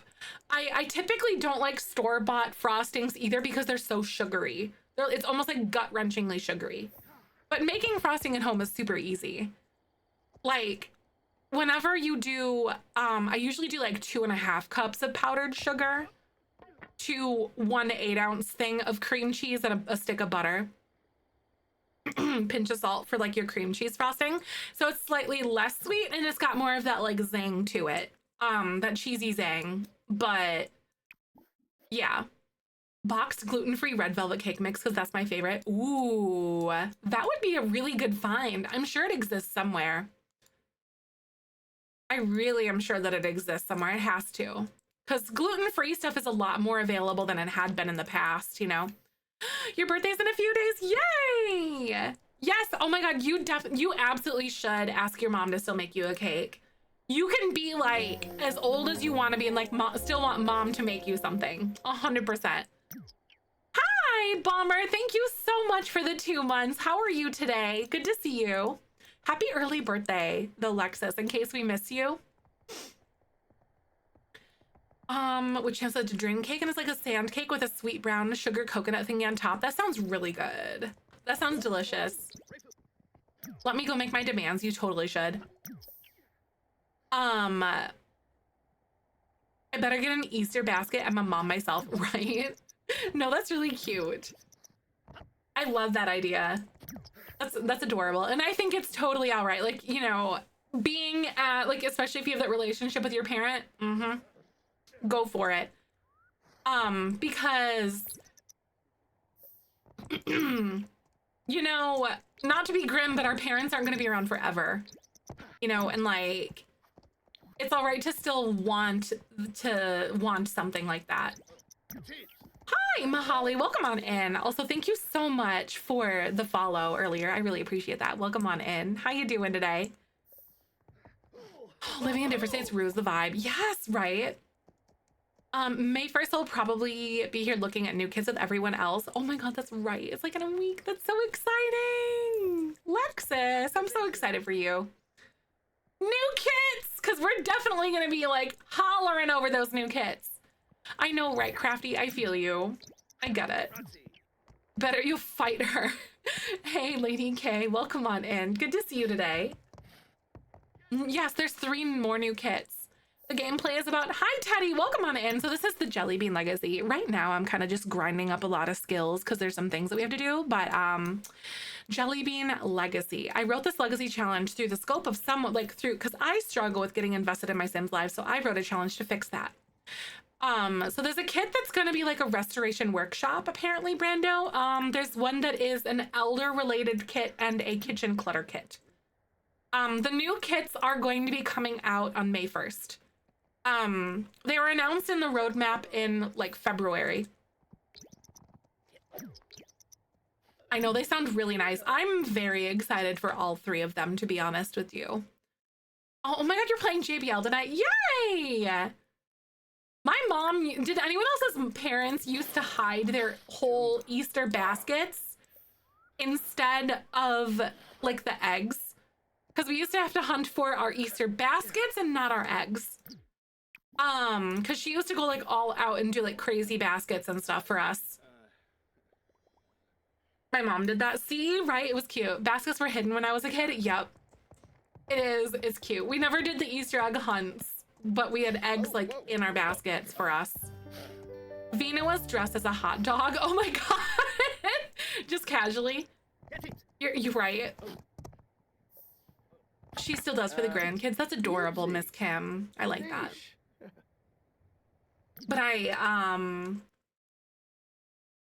So Vino here, by the way, oh my God, it's Thursday. Oh, it's Harvest Fest. I don't think I'm going to send him to work today, but I want to have them do like some sort of a Harvest Fest situation. I am going to have Winona do some things around here though. I guess she kind of is. But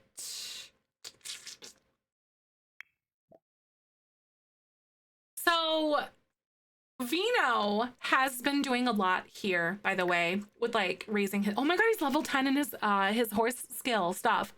I didn't realize that.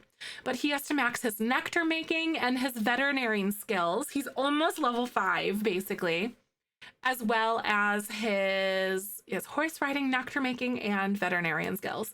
So he's been doing a lot of work like around at the like ranch, basically, that's kind of in town. And he goes to work and like helps out with like ranch related tasks all over and like helps people with those. Also in the meantime, one other thing that is also kind of going well for him is what was I gonna say? Oh yeah, I don't know exactly where, but yeah. Also Smuckers needs a nap. So I'm gonna bring Smuckers over here actually. Now I'm back from my shower. Welcome back, Aiken! Mini gifts for Easter on strings with them hidden around. That is really cute. Like a string color. That's cute. Grandma always hid and bought these massive Easter eggs for everyone and hid them in her massive yard, like up the trees and the bushes under the terrace, like it was crazy. That's fun. I love it, like when parents and grandparents go all out like that. Also, Twitch is gonna play ads in just a second. So I'm gonna go ahead and let those play, but then I will be right back. So hold tight. See you soon. Roll that beautiful bean footage. But yeah, like the Jellybean legacy, though, I still want to figure out exactly what's gonna go on with like Winona and Jennifer.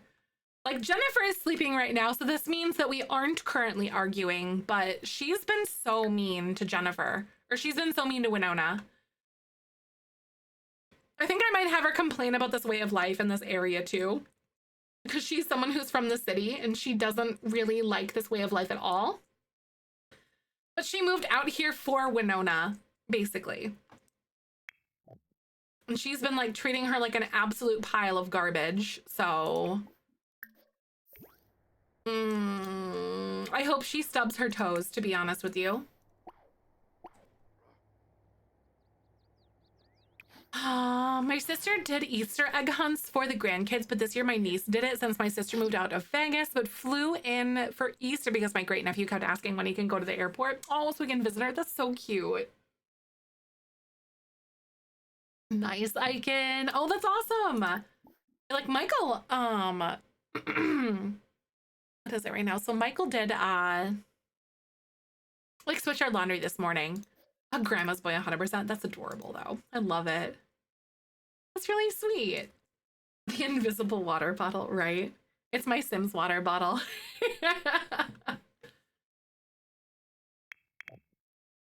Man. Winona though. Girl. You know, I wonder, because Vino has to adopt a kid. I think we want to adopt a child. And maybe we said that it was going to be like a kid that we met through like the ranch or whatever, you know? Because he's doing like the horse riding, like teaching classes and whatever else. I might have him do that, like lead like a Harvest Fest, like horseback ride thing for kids or whatever. Because this is one thing that he does through like the ranch or whatever. Another kid who ran away like him, right? Or something like that. Because we could do give horse riding lessons for adults, or we could do maybe, we could say it's for adults, but we could also say that maybe it's not for adults. Like maybe it's also for kids or something. So we could do that one instead. A horse riding lesson and say it's for a kid. And like this is where he might meet one of the kids or something through the ranch. Another kid who ran away like him. I could see that. Also, we're back from ads. This recording is in partnership with the EA Creator Network. Oh, makes an impulsive haircut. Oh my God. Not the bangs. Would she get bangs? That's a question though, all in itself. But okay, I gotta admit, I don't like neat Sims because they all they do is clean. Like they have an ounce of downtime and they clean. That's it. Like nothing else. I kind of hate the fact that she has the neat trait now, to be real with you. I want to kick out Jennifer so bad. Could have, I know, I honestly would like that trait, please. Like, I can't stand it. Hi, wifey, welcome on in. Hi, Tank, good to see you. Yeah, it's like, it's really like over the top. Kick Jennifer out as a treat, right? She's sleeping right now, so we're not arguing. But we'll see how much Winona actually wants to put up with her today. Decorate, maybe. Thankful spirit. She doesn't really have anyone to like be thankful to at this very second, but let's go say hi to Molly for a sec.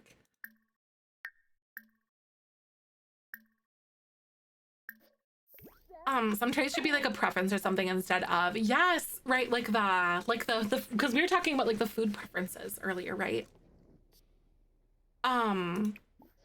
Like the food preferences, so like you're lactose intolerant or you're a vegetarian kind of thing.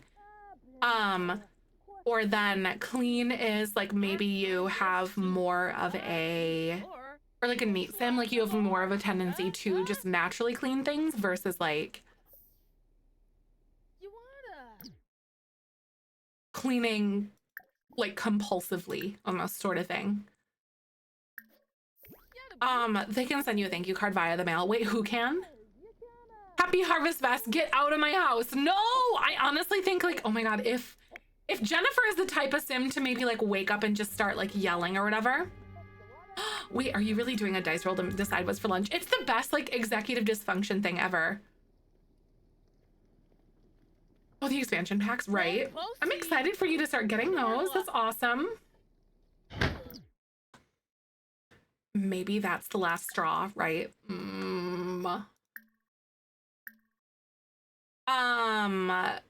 Maybe argue about career. She wakes up and she's just like being so mean. She's so high maintenance. She doesn't like being here. Whereas Vino, he is doing, we're saying that he's doing some like little Harvest Fest, because it's Harvest Fest today. He's doing some Harvest Fest like horseback riding classes or like leading them on like a trail or whatever kind of thing here today. Oh, your sim can send thank you cards? Can they really? I really hope so. I think they probably will, Candace, for sure. Oh, his hoodie was his hair. Oh. Over the years, right. If you think about it, it's almost like a subscription though, if you think about it. Because it like you divide however many packs there are and however much money, and you divide that over 10 years. And it's like a subscription, if you think about that. Oh, only on Harvest Fest Day? Can you really? Send thank you card. Oh, that's so nice. I'm gonna have him send one to Charlie. That's cute. So when he gets back, send you a thank you card. I didn't know that was a thing that you could do, Tony. That's really cute. Oh, Titus, your cat is helping. Charlie and Carrie are probably two of my most favorite Sims. But do you think that, because we need to adopt a kid, and we were thinking about like how Charlie and Carrie might have a kid that they know that needs like a foster situation or something like that. Do you think that's gonna happen maybe today? Because we were thinking about like how that would be. Is this gonna happen today? Yellow is yes, red is no. I was gonna create a kid in Cass, yeah. So that's one towards yes. Apparently it's happening. Or at least they're gonna start the conversation of like, hey, there's this kid. Oh my God. Okay, so these two are definitely arguing. She's arguing about like with her about her career because Jennifer, again, really hates this country lifestyle, and she does pretty much anything to like let them know that, or let her know that she disapproves of everything here. You know, like the lifestyle, the decor. She's just miserable and she hates it here. AKA, I hate Jennifer. Yeah, I think it is from Paranormal. I want to say it is Mahali. I think you're right.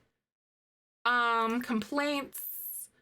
Complain about really weird dream or complain about Harvest Fest.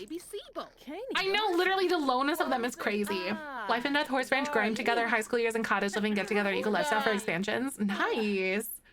If you want a place to begin, my recommendations are these. Oops, hold on. If I can type. I can't type today, apparently. There we go. Oh, wow. And she goes directly into her phone to like dissociate. Oh my God. Girl, I feel you. Jennifer, you're just a miserable person. Clutter kits. I know. I'm so excited. The clutter kits are really good. We're also getting a kitchen clutter kit. And you know that I'll probably be like looking at that one. Look at how bad their relationship bar is now. Hi, Renly. Welcome on in. Good to see you. We roll every day. Is this the last straw for Winona? Is Winona like, their romance is really low? Because, well, Jennifer has only come here and like has only been like the biggest thorn in her side ever kind of thing. One towards no, she's not leaving. One towards yes! We gonna kick her out. Get out of here. Not yet. It's her birthday. I would have loved nothing more than to kick her out on her birthday on Harvest Fest. I would have loved nothing more. I saw Jennifer moved in. Things move faster. They do. I'm sick of her. Also, it's been known that Vino is going to be approached by Charlie and Carrie about a child that is like needing a home or like a place to stay or an adoption, like a foster situation kind of thing. It's going to be a troubled child. I can see that because Vino is supposed to like adopt and like he was kind of troubled when he was a kid. So this is pretty much what we're gonna be doing here. Hi, Courtney. Good to see you, by the way. This is the Jennifer Hate Club. Is the dice sure about that last roll? Like, are you sure about that? Every 2 hours, right? Or every argument that they have, but they are not on good terms at all together. Vino's doing like a lead, like a tour class, whatever, for horseback riding for like families and stuff. And like Charlie and Carrie, because he works for Charlie and Carrie, and we're saying that he does it like through the ranch that's there sort of thing. And so they probably came across this kid who is like in need of like a foster home or something like that. So it's kind of what we're saying. Because he, like, one of the things is that he has to adopt, but I don't see him. Yeah, Jennifer is literally trash. She literally like poops on, she hates all of this decor, like anything ranch or anything. Oh yeah, she likes fitness 100%. You know what I mean? Like she literally hates everything that that means anything to Winona. She doesn't like people that are like, I don't know, she hates this lifestyle. Do you know what I mean? We saying that Jennifer's like from the city and she wants to be like a writer. She's snobby. They met online, by the way, too. She's high maintenance, snob, vegetarian, and just mean. And hates pretty much anything that Winona stands for. And she's also like in the same breath trying to get Winona to like move away from here because she's just miserable, like Jennifer is, without ever like caring for anything that actually matters to Winona. Get out. I know she's like got her disgusting butt in that chair. On Farmers Only. Oh my God. I remember the ads for those. Are you like typing under and like around your cat? Because I relate to that very much. She doesn't let him enrich them and gives another excuse to kick her out, right? Yeah, Rusty died. And then Winona's dad died. Vino stepped up. Winona started viewing Vino as like liking him. And then Jennifer ended up moving in because she was ready to like move away from the city or whatever. Like it was finally time for them to like meet, and she moved in because they met online. And then Jennifer has been really sus of Vino and Winona because she's just like jealous. And then Winona's denying it, but Winona's like giving Vino some signs, but Vino's kind of like dumb to it. He's not really picking up on the fact that she likes him. So because she likes him. And Vino's like, I don't know, you're just like a sister kind of person to me. So I think I'm gonna have her make like a tofurkey dinner because yeah. Vino's gonna be home like relatively soon. And I think that'll be good. Jennifer catfish Winona. Oh my God. They're my real nails, but they're acrylic. I am going to go get them done a little bit later today as well. Because they're due, I think it's like 3 or 4 weeks or something. But what color should I get today? I'm honestly thinking about like a nice muted, like, or like a dark red or something like that. I don't know what I want to do, or black. Any tips on getting acrylics? Be careful where you go. Because some shops use bad product that is illegal. So I recommend finding like a nail technician versus going to like a chop shop kind of place. Muted red. Yeah, like a muted red or something like that sounds really good. Mauve. Ooh, I do like mauve. Is May. Get whatever color that is. Right. I view May to be like a pastel yellow or pastel pink or whatever, if that makes sense. Do you know what I mean? That's what I view it to be. May is yellow, right? I almost kind of want to get like a baby yellow color. You know, ooh, okay, so Vino's home. Oh, he's gonna send a thank you card to Terry and Charlie right now. Or maybe this is him like applying or sending something for the kid. I don't know. Yellow for Steven, I could. That would be really cute. May is red for me, the International Workers' Day. Ah, I could see that. Yellow because pollen. Hi, Raya, good to see you. I hope that you're doing all right. I'm so glad to see you. Oh my God, I think I'll go red. Red is a good one too. I do like that. All right, don't grab a serving of this. Stop it. I am gonna have him go take a quick shower though. Pollen is coming. Oh my God. Yes, it is. A cute reusable press-ons myself. Nice. That's really cool, like the sticky stickers. I've seen people use those ones before. Wow. Vino really doesn't like Jennifer. Holy crap.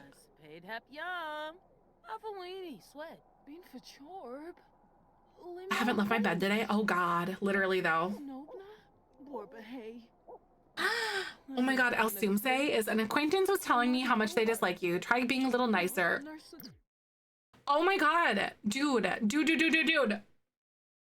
El Sumse literally messaged us like, you should be nicer. Is Jennifer like undermining us kind of thing? Because we like El Sumse. Like he's got the hots for El Sumse.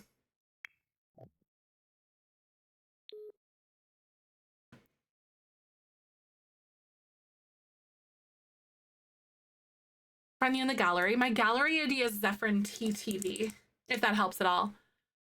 Oh my God. Yeah, no, they literally despise each other. Oh, Vino! Gossip got around? No, she's putting like literal toxins into the air. Jennifer's like a Horcrux. She brings out the worst in everyone around her. I feel like she really does. Roman is calling. We're gonna ignore that. We're still kind of ignoring familial calls. Also, I hate it when people like, if you have influence or whatever, or reputation, people are like, would you like this job? Stop it. Jennifer, why are you the worst? May's birthstone is emerald. Ooh, like an emerald green would be really fun. Be cute. Familial calls mean Roman because he's the only one that calls. Exactly. Roman is like the worst. Also, welcome on in. Nice to meet you today, Erica. Hope you're doing good. We're on the brink of we're about to adopt a child. And it's kind of like a foster situation from like the ranch or whatever. Because Vino helps out like on the local ranch, and like it's like a big family unit basically kind of thing here. They're a very big community that's really tight knit. And so we are about to try to adopt a child and see what that whole situation is going to be like. My favorite stone too is it worked out for me since I'm a baby. Nice. I think mine is like blue zircon or like turquoise or something like that. Jennifer, she's mean. I don't like her. This is like the Jennifer hate club stream, you guys. All right, bye. I'll see you later, Ting. I hope that you have a good day, though. I'm so glad to see you. That chicken, I know it's the tofu turkey thing. The tofu turkey. So like, it looks gray. In the game at least, like this one specifically does. Oh, it says I don't exist. Oh no, a silly question. Do you have the drop down menu correct? I'm not streaming longer today, no. I'll have to leave at about 2 p.m. today. Because I have some appointments and some errands and stuff I have to run, like another wedding meeting thing too. Make sure that you have the EA account ID here, but it's Zefrine TTV. 2 p.m. Central. Turquoise. I think you're right, Tony. That seems right to me. Wow. Do you think Vino... So Vino has actually been like catching on with the fact that like Winona, or not Winona, but Jennifer is like treating Winona like garbage. Do you think he's gonna like confront her today and like confront her about being mean? Yellow is yes, red is no. One towards no. Because Winona has a thing for Vino. And he's kind of like a big brother. One towards yes. Have a backbone. Come on, let's go.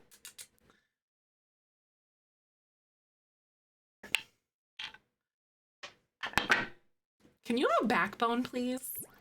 So he's not going to, at least through my doing, say something to her.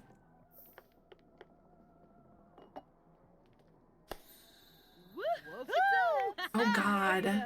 I don't even know if they're gonna, oh, she doesn't want to do the thankful spirit because she's a snob. I am gonna have Vino and Winona do it though. Yeah. Affection or be thankful probably. So funny story, my mom's sister and me had my dad of green colored birthstone. Oh really? My mom is also December, but my oldest brother is July, which is like ruby, I think. And then my middle brother is diamond, which is April. No, I know she's too snobby for gratitude. That literally couldn't be Winona.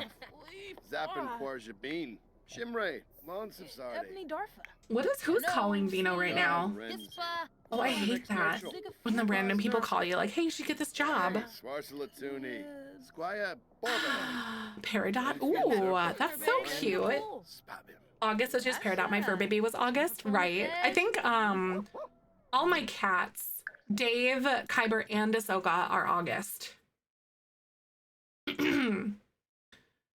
Heading to bed. Yay! Aw. A no to the stream not lasting forever. I get that. Mahali, I hope you have a good evening, though. Ruby, July. Yeah, April's diamond. Yeah. That's my middle brother's amethyst. Ooh, is that February? Or January? April's? April's is diamond. February, right? Because Michael's February, too. I like these two. So, Vino, do you need to do it again? Grand meal? He ate a little bit of his grand meal, but that's it. Oh, he's still eating. Okay. June, 3 pearl alexandrite and moonstone. That's sweet. I have birth month flowers on my arm over here on this tattoo. I sure do. Why are you two hugging today? You're not supposed to like each other. But I guess we're like making up a little bit. Ringo. April 3, April birthday's 4, counting my late nephews. Right. Me and Michael, our anniversary's tomorrow, you guys. 5 years. Isn't that crazy to think about? Hi, Torbo. Good to see you. Molly. I guess I should probably pay attention to Molly.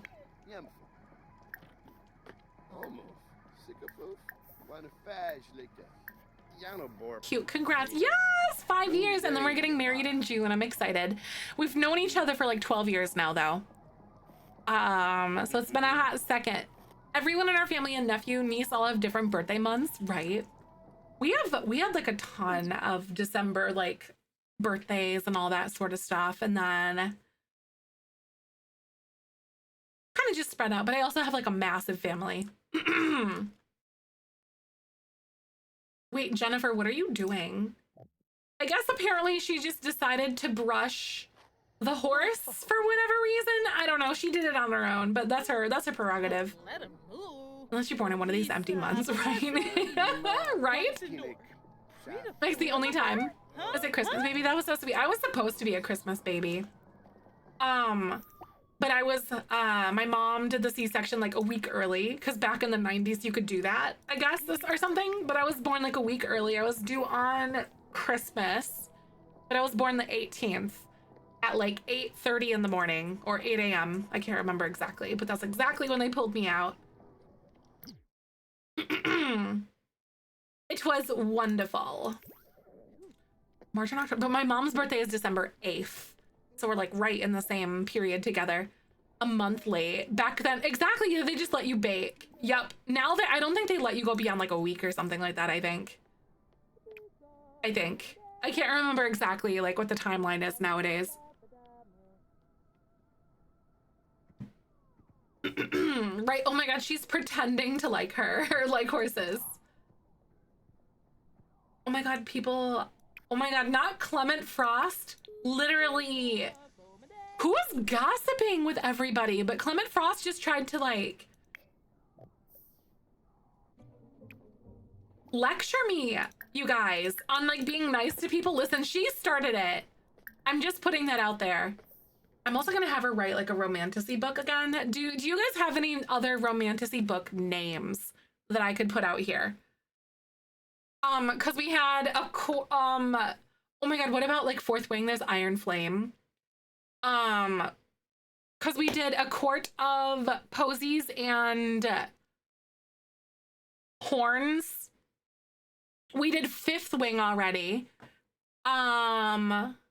Romantasy books, all of their like covers are very so much the same. Oh my God.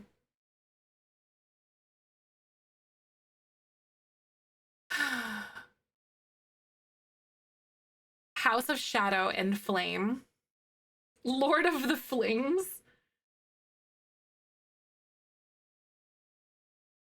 Iron Flame. Because there's Iron Flame. What can we do as like a pun here?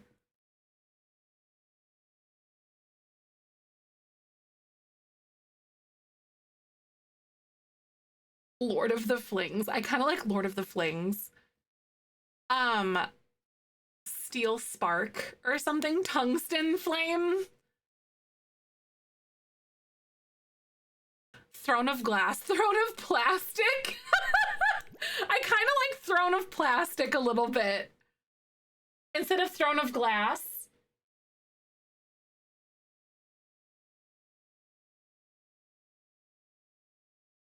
Instead of Throne of the Fallen. No, Throne of the Standing. Because it's Throne of the Fallen, you gotta do Throne of the Standing. Throne of the Standing. Plastic is, I know Throne of Plastic is really good though. Throne of the Marine Grade Polliner for my Colleen Hoover enjoyers. I'm not one of them. Oh my God. Hi, Nix. Good to see you. Welcome on in. Throne of Squatting.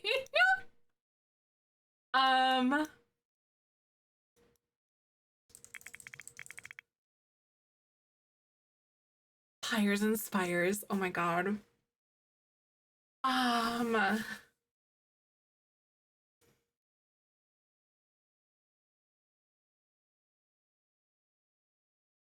I kind of like the throne of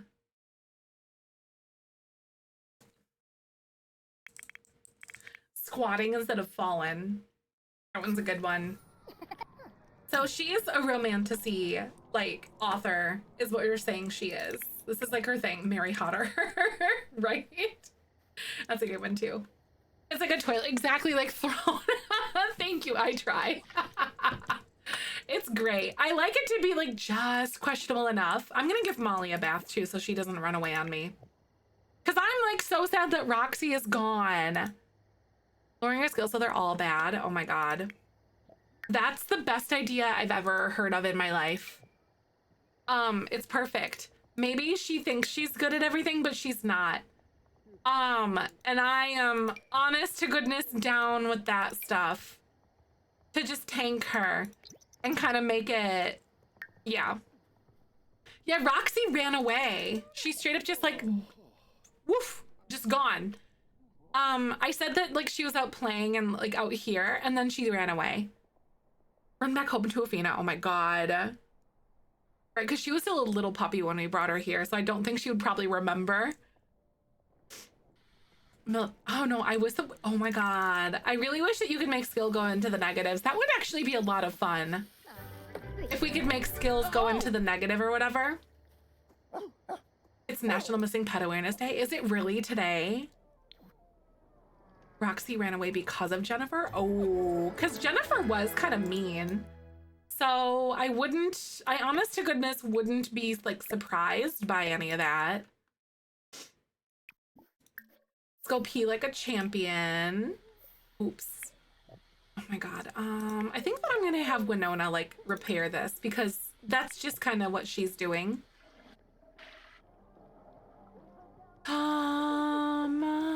Roxy, oh, it's today. That's wild. Yeah, like Roxy was reminding us that it's National Missing Pet Awareness Day. Oh my gosh. Oh, poor girl. Right, she's like the ambassador for this. Why are you sad? Oh, I guess because Roxy's gone. Why are you? I feel like there's an ulterior motive for you here though, Jennifer. Jennifer was a sim that was given to us through neighborhood stories, and then like she proposed to Winona, but they met online. And this, like her moving in is the first time they met each other. And then Jennifer is like not into this lifestyle whatsoever sort of situation. Cause like we said that they met online because like they literally hadn't introduced each other to each other yet. But they literally had to like meet. So. See, I care about your pets. Look at me, I'm such a mess. Oh, she's like trying to like make it about her. Ew! Not every situation's about you, girl. Just saying. Point of a sweater I'm knitting where I need to read the instructions. That's a new part of the seam, but it's far. Oh, but stream is far more fun. Oh, I get that. Molly. Okay, you know what? Molly's trying to be really, really cute, but I'm gonna have her shoo. Shoo, shoo, shoo. She's like crying about the other dog and is being like, get out of here. Yeah, like it's a piece of CC. It's like a computer that looks like a book, but I'm having her like write her book, you know? But it's a book that looks like a computer. So when we do decades challenge stuff, that's like period specific, we can use this to have them still be able to like write. Or I had at one point a sim in the 1950s that was like a teacher, but like to be a teacher, you have to have a computer to like do your work or whatever on, to like grade your papers. So I use this. So it's like your grade book like you would have back in the day. Cause that was before cottage living existed, when you had like the typewriter computer or whatever. But it still worked really nicely in that way. Yeah, it was really good though. I liked it. It was nice. Worked very well. So Vino is going to be, God, is it going to be, so we know for a fact that he's going to be like getting, like adopting a kid. It works very well for Applegen too. I think I did use it for her, for the Jellybean legacy for Applegen. Because she was like a technophobe and she didn't want any like electronics or phones or anything in her house at all.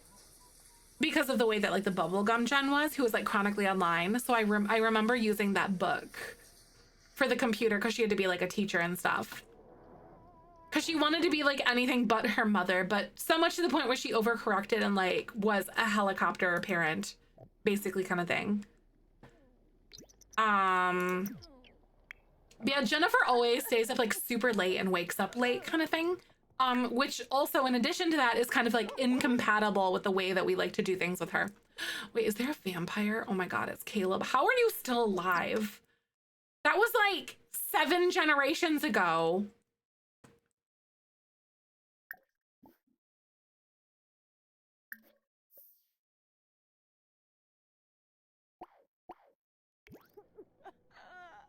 They do, unless they burn alive.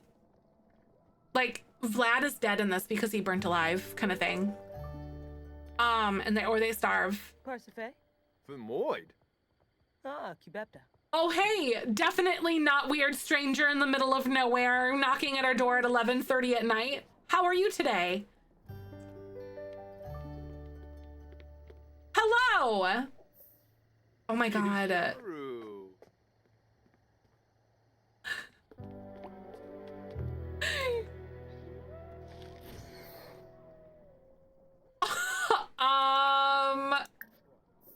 Thanks for taking out the garbage.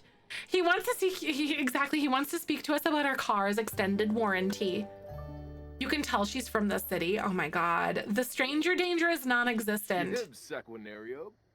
Nobody comes, no phone, no TVs until teens and stuff like that. Right, that makes sense. Exactly, he took out our trash. That's totally all right. I don't know why she keeps to try cleaning up that manure, but I don't want her to do that. But it's fine. So I'm gonna have her do like a friendly introduction or whatever. Wait, are you really attracted to Caleb? Girl. Girl. Oh my God. Why are you? Hello, hi Raven. I hope you're doing good. Good to see you today. Girl.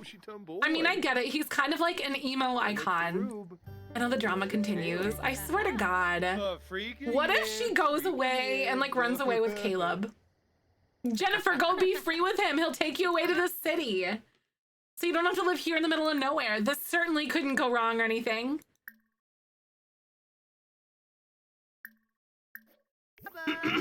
Have her be with him, honestly.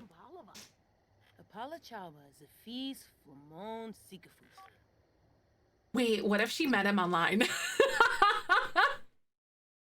What if she met him online?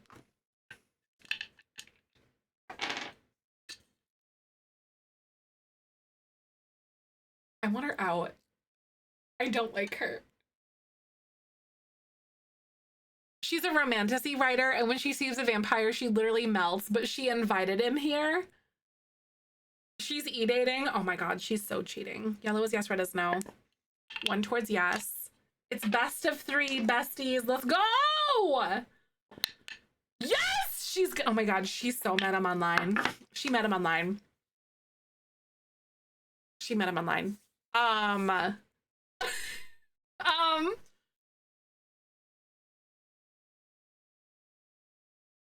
Literally, like, a romantasy author's, like, biggest dream is meeting a vampire, like a big hunky vampire guy and moving away with him. World of the vampires and werewolves and no, literally, like, a romantasy author in a world with vampires and werewolves and spellcasters, right? Caleb loves her work, but, like, ironically, she thinks she's Bella in Twilight now. Compliments, like another heartfelt compliment. I don't know. You hate Jennifer, exactly. I convinced you, right? She's like the worst. It was like a random neighborhood stories thing because like Winona was a huge piece of our story, and before we moved in with her, she called us and was like, "Oh my God, I found the ring in our bag," blah blah blah, and I was like, "Who the frick is Jennifer?" And then now here's Jennifer. She's a girl from the city that treats Winona like garbage because she hates this lifestyle and hates everything that Winona stands for and is like super snobby and whatever. So here we go. Rah. She's like, ooh. I like it when you hiss at me. Are you kidding me right now? Shuby. Fame, Moochie Peachy. Ben Trip. Ah. Rar. XD. Rar XD. She's very impressed. Oh my god, what if, yes, she's been writing fan fictions about... Caleb, are you kidding me? Oh my god, bite me! Rar! No, don't go to sleep. Stop it! Stop it! Affection. Confess attraction. Girl, he's yours. He's right here. Ah, Benarla. Uh-huh. Moochie Peachy. Big stuff. Lilith is gonna hate her, right? Wham. Isn't Lilith his sister, though?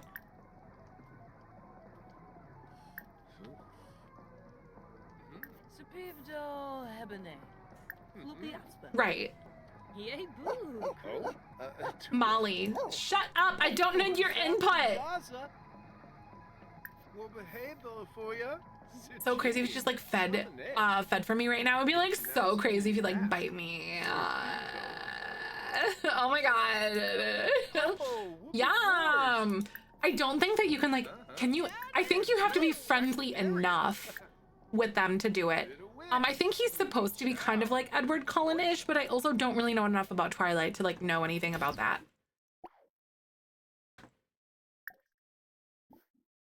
Molly is trying to warn Winona, right? Like, yo, there's literally like a vampire here right now. Oh my god, I ate a lot of donuts today. I'm pretty sure my blood is sweet and tasty, right?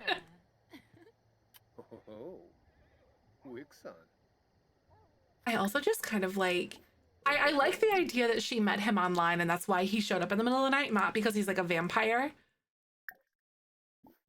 You know, like maybe deep thoughts. Express doubts about marriage. He always gave me more early season Stefan Salvatore vibes than Edward vibes. Got it. Isn't, wow, what TV show is that from?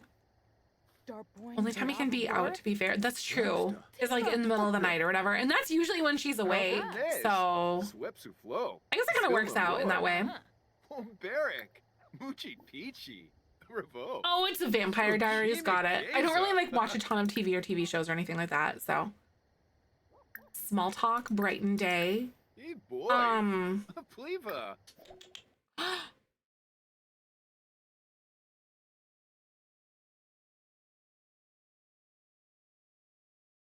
Well, there goes the hot mom.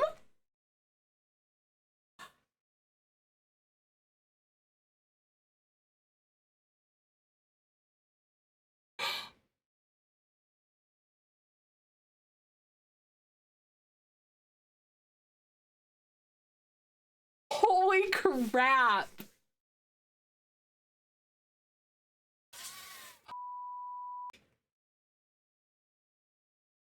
I guess Vino's really gonna be stepping up for Winona. Neighborhood Stories literally hates Winona.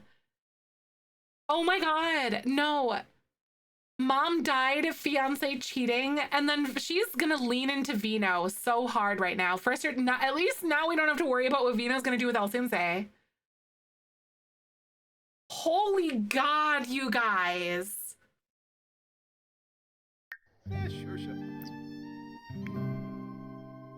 Oh my god.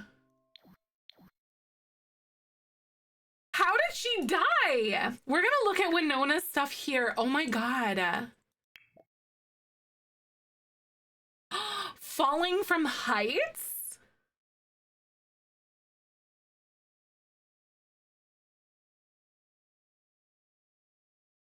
What are you doing in the middle of the night?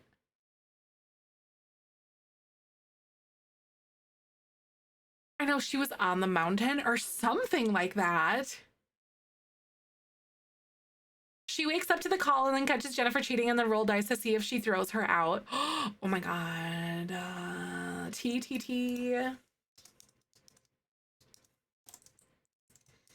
In the middle of the night, Jennifer invites Caleb Vator over. She has been talking to him and is becoming, and is very attracted to him. However, Winona got a phone call in the middle of the night and oh my God.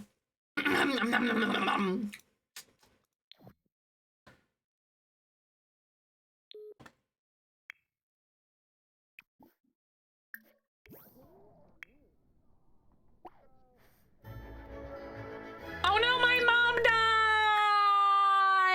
Oh no!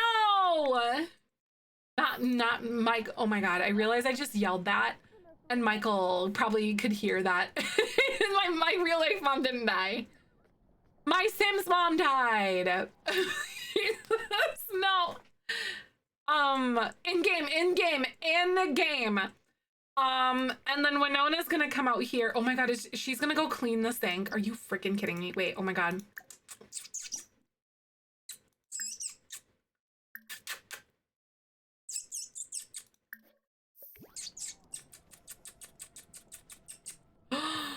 Oh my God! Oh no! Anyway.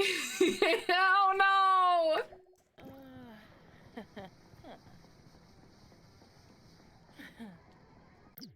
Girl, do you even notice?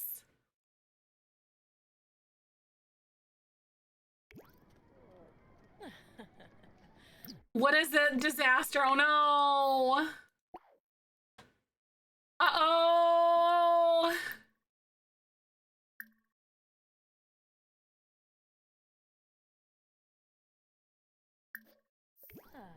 Oh no! Oh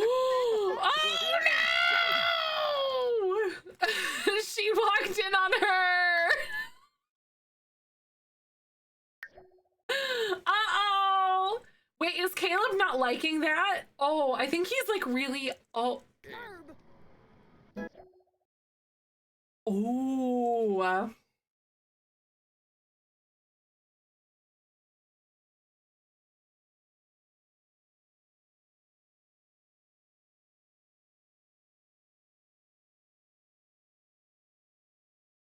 Record scratch. Oh yeah, that's me. And that's my wife and her vampire boyfriend on my couch.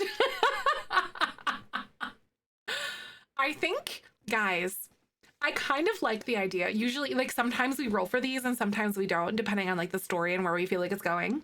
I feel like this is one of those things that could lead into Winona having some like issues with like connecting with somebody sort of thing. Do you know what I mean?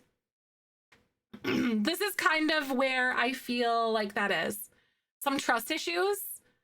100%. Yeah, trauma can lead to this. Yeah, no, it 100% does lead to this. I'm going to say, yeah, like jealous. Absolutely.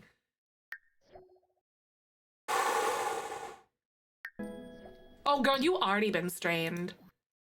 Oh my God, oh my God, oh my God, oh my God, oh my God.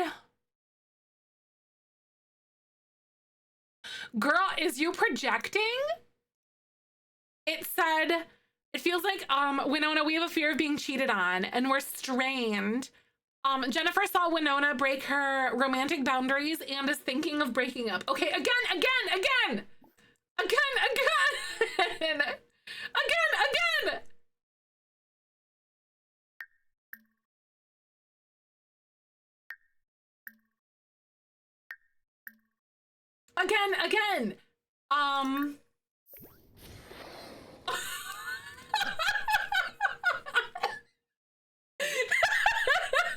The way that he just pieced out, he's like, oh.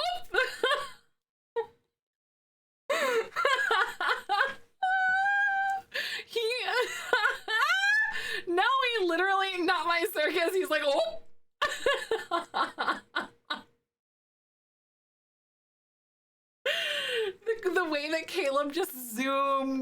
out of here. That's actually comical though. That's really, really, really funny. Yes!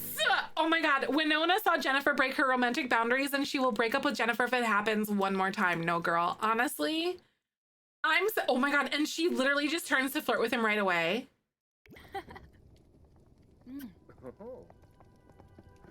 She's literally throwing it in your face, girl. Get her, get her, get her, get her, get her, get her, get her, get her, get her!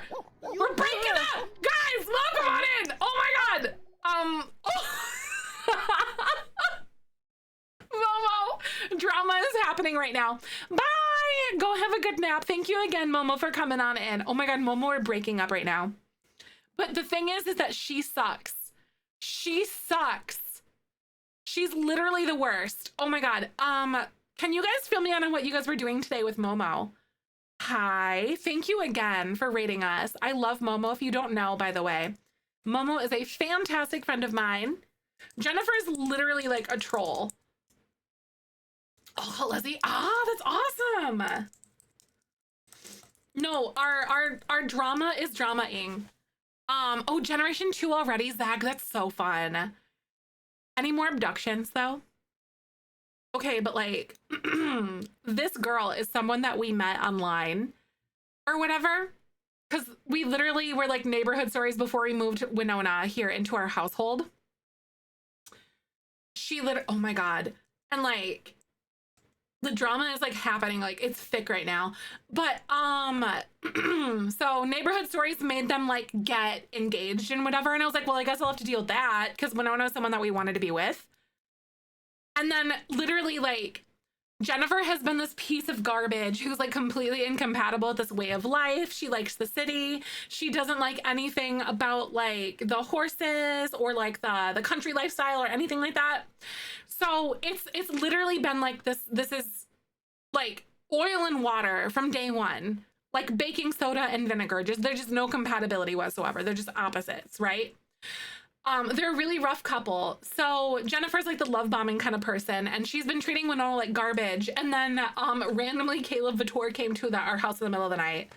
And we were like, oh, Jennifer probably like was messaging him and told him to come over or something because that's the kind of person that she would be, kind of thing. And so we made them like start flirting. And then we got the call that Winona's mom died in the middle of the night, and so she just woke up and then she found that they were like flirting on the couch, and then now they're done, they're over, they're like breaking up. Oh my God, Emrys, hi! Beans, go follow my friend Emrys too. I love Emrys. But do that too, please. Hi, Emrys. I know, literally, like we just woke up and like our mom died. Just like randomly. I'm gonna do the shout out in like 11 seconds because it's not letting me at the moment, but here we go. No, she's going through it, but I'm literally gonna kick her the heck out because get out. I don't want anything to do with this. Stream is going well. We've got drama brewing and I'm thirsty for it. So this is perfect. Lots of tea. Honestly, we hate Jennifer, and neighborhood stories kind of like forced her into our lives, and now we're getting her out. So bye. I'll see you later. Neighborhood stories. I'm going to remove her from the family and kick her out. Like literally get your butt out of here, girl. I don't want anything like this. Chrissy, thank you so much again for the 14 months. How are you today? I'm so glad to see you. Oh, the tea. Oh my God, the tea is so no, it definitely made for a fun subplot. And honestly, it was kind of like a little bit of a development arc sort of situation for Winona. Also, we're going to be adopting a kid. Vino is, because of the whole thing, like with the rancher ladies, the rancher lesbians had like a lead on a kid who needs a foster home or whatever. So we're gonna be adopting one of the kids. No, it's twitching. I'm so sorry. Oh my God, she's definitely gonna go wake up Vino. Oh my God, did I accidentally delete the couch? Shoot. Oh my God, I accidentally deleted the couch. Give me a second, please hold. That was on accident. Mostly the app. Oh no, that really sucks though. The app is acting up. I'm sorry. Okay, we need that horse ranch couch. Is like, girl attack, like, what do you mean your mom died? And what do you mean that Jennifer no longer lives here? Like, he's like, I need a second. But Vino has really, really stepped up. And Winona has a thing for him. He also had a thing for Winona's mom, who just died. So that was also really interesting because he decided that he was going to have like a really big crush on her. So y'all. Casting on the TV. Nice, Val. Thank you so much for watching today too. I really do appreciate that. Oh yeah, here we go. Yeah, no, like literally Winona's mom died. I'm going to send him home. And then I don't know where Jennifer ran off to, but she is just like gone, I guess. Never existed. But I'm gonna have her go in and wake up Vino. Are you kidding me right now? Oh my God. He like boogied out of there, guys. Look at him go. He's literally like all the way over here already. Oh my God, Val, I'm so glad that you found us too. Like he's like zooming. No, it was so funny because like when Winona walked in and we were still flirting, he was sitting on the couch with us and he zoomed away. That's like regular. He's like, I am literally out of here right now. See you later, Caleb. Thank you for getting rid of Jennifer for us. Honestly, I salute you, sir, for that reason. Oh, oh my God. Like Roxy died. Maybe that's where not Roxy died. Roxy ran away. Maybe that's where Roxy went because she knew or something. I don't know. Literally, thank you for your service, Cave. Like very efficient booty calls. Honestly, though, he was very swift and efficient. Roxy died and I got no, Roxy ran away though. Complaints or she's feeling confident and not even sad. Oh my God.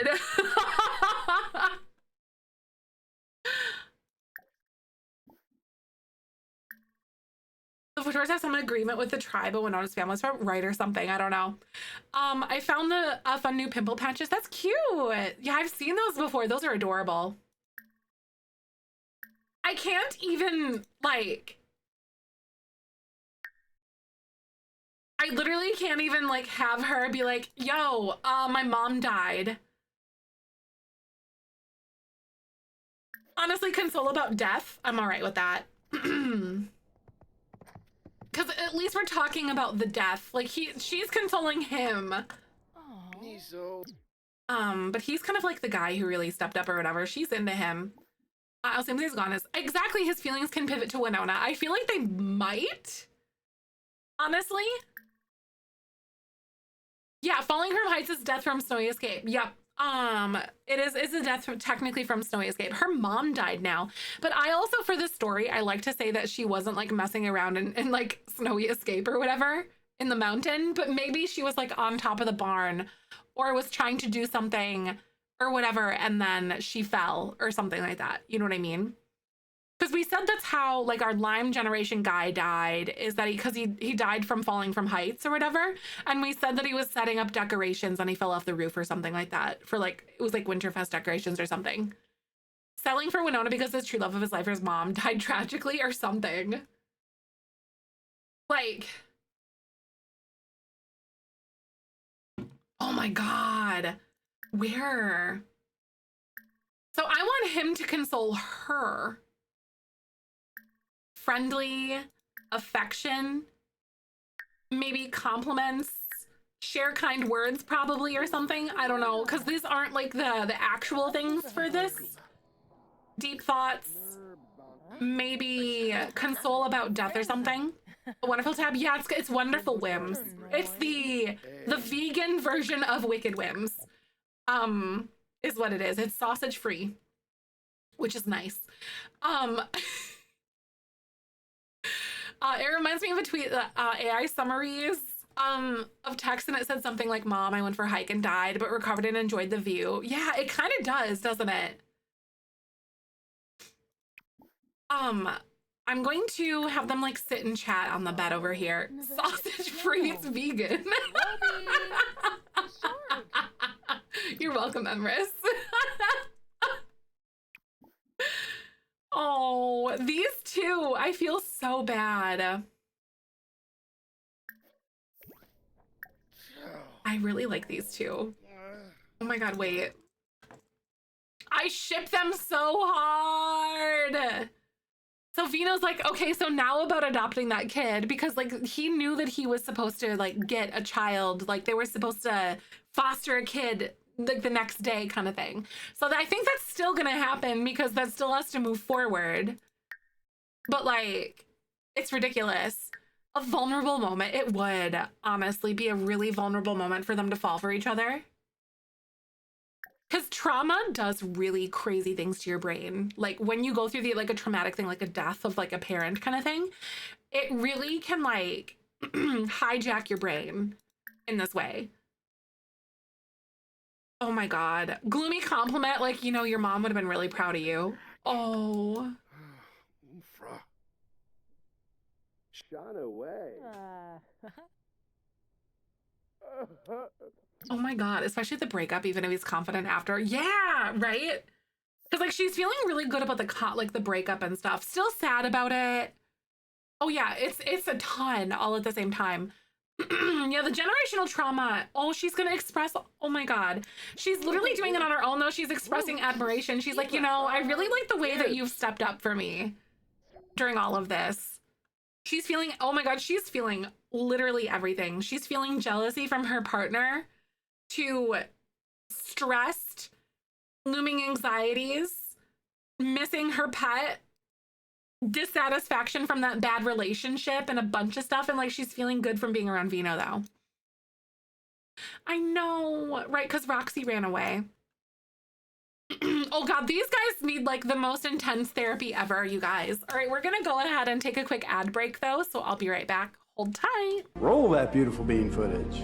No, she's honestly beyond the emotional range of a teaspoon. It's bad.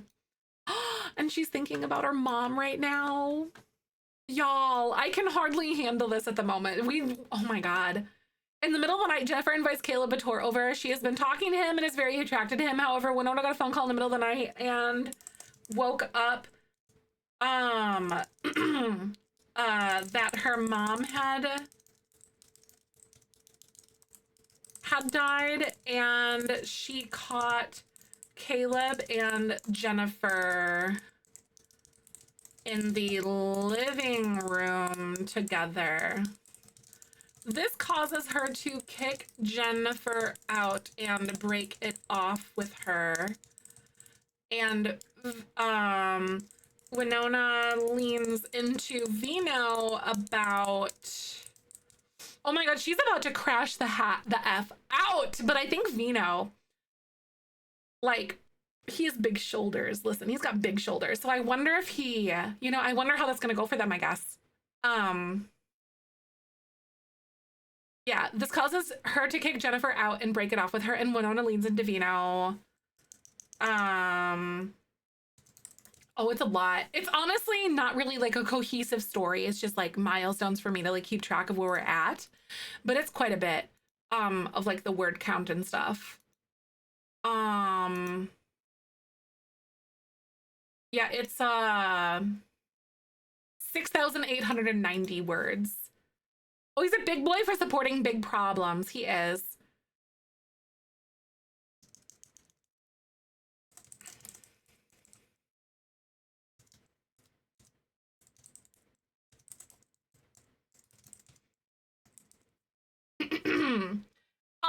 Okay, so this causes her to kick Jennifer out and break it off with her, and Winona leans into Vino for support.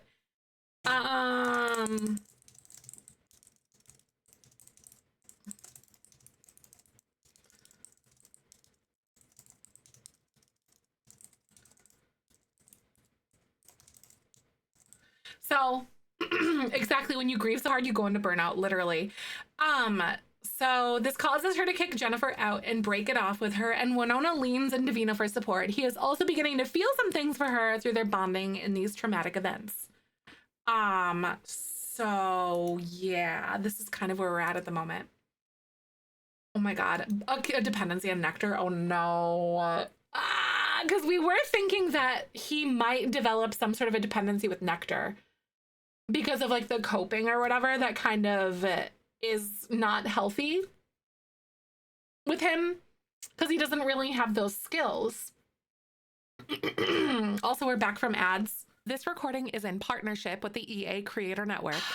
Oh my God. Thank you, Bit. I really appreciate it. I love doing the dice rolls because it takes some things out of my hands a little bit. You know what I mean? And it like also is interesting and because I don't know where it's going either.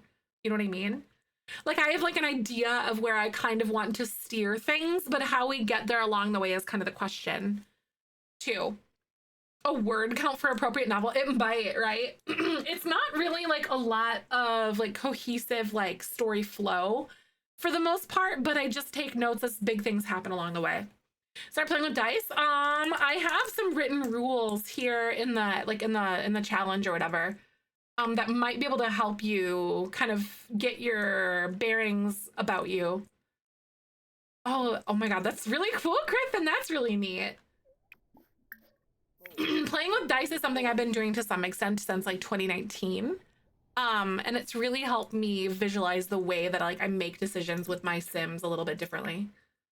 So one thing, okay, I want them to like go about it here. Let's go friendly or even romance, maybe like, I don't think he would like try to flirt with her, but I'm almost envisioning it through like the like expressing admiration and like those kind of niceties towards each other, if that makes sense. And then I am gonna have him console her grief. Not reach out for help. So I guess she's not really feeling sad, so you can't do that at this point. Oh, he's gonna go cry it out. No, I'm gonna have you go to the bathroom and then probably go outside to work or something. You know, I really want to double check this actually. A fun series. Yeah, something is literally always happening. It's not good, so it's gonna twist your nose hairs. It's gonna burn you every way down and out. Because it's disgusting. It's poor quality. It's one towards no. Not yet. I think the thought's in the back of his head, though. Like, what is the thing that might push him to that point? You just don't know. Hi, boo-boo. Come here. Hi. Come here, Target. Come here. Come here. Oh my God, come here. Hi, bubbers. Someone got groomed today. Did you get a haircut? He did get a haircut. Look. Hi. Are you a good boy? Did you have a good day? I know he's so big. He's a good boy though. Someone's all neat and clean and all cut. He's really interested in what a dad's doing though. Okay, you can go. He's so beautiful. I love him. Are you a good boy, Babu? He's a good ooh Bob. He's a good ooh Bob. He got you cleaned up real nice though, Bubba. Yes, he did. Oh, I love him. Anyway, he's back now. I was like, it didn't even click to me because I heard him barking or whatever, and then Michael is bringing him up, which is nice. But yeah. And they really do make life so much better. He is my little boy, my little guy. I love him. Yes, I do. He's a good snuggler. And a good sassy boy. He's very sassy. I love him. He's my dude. All right, so it's like 4:30 in the morning. We really do need to start working on more nectar things again. But I have a feeling at this point, I might have him go like on a ride or do something else and go cut loose a little bit with Smuckers. A snuggle pup, aw, right?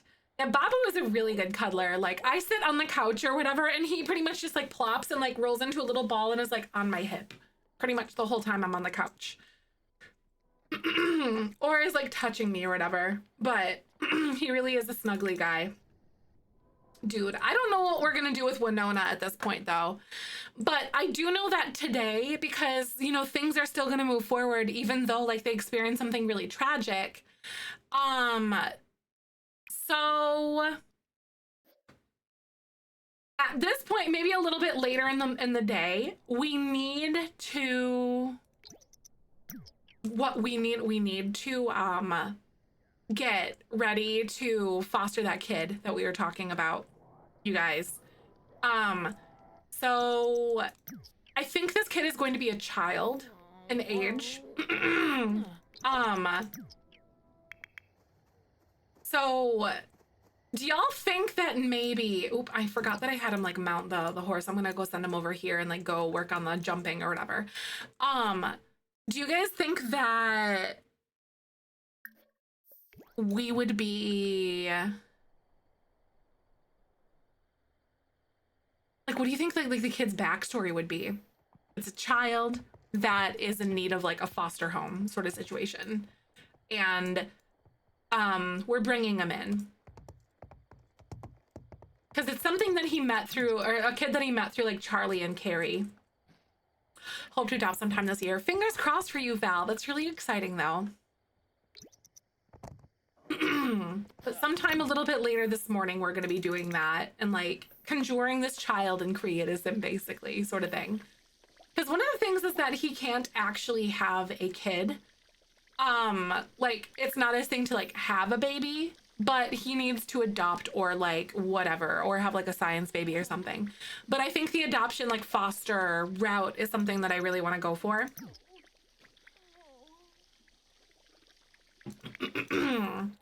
A kitty downstairs, the flat. Aw, but she has a home. Aw, I get that. I really understand.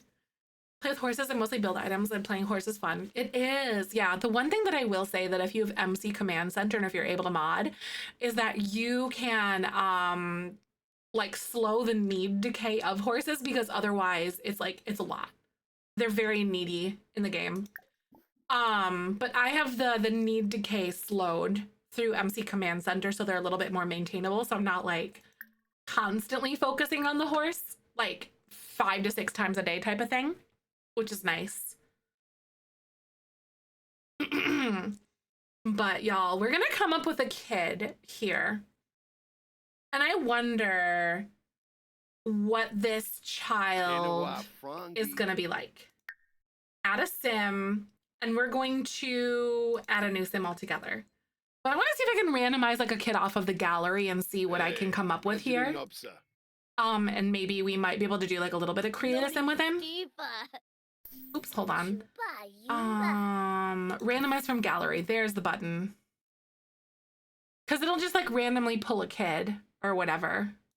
Wait, no, I want a child, not a teen. Or like a young adult or whatever. Gippy Glendleton. Oh my god, Gippy Glendleton or Pippi. Lainey Voom. Yeah, Kayla's kit came out earlier this year. Okay, so what I'm gonna do is I'm gonna open the gallery and I'm just gonna search under households.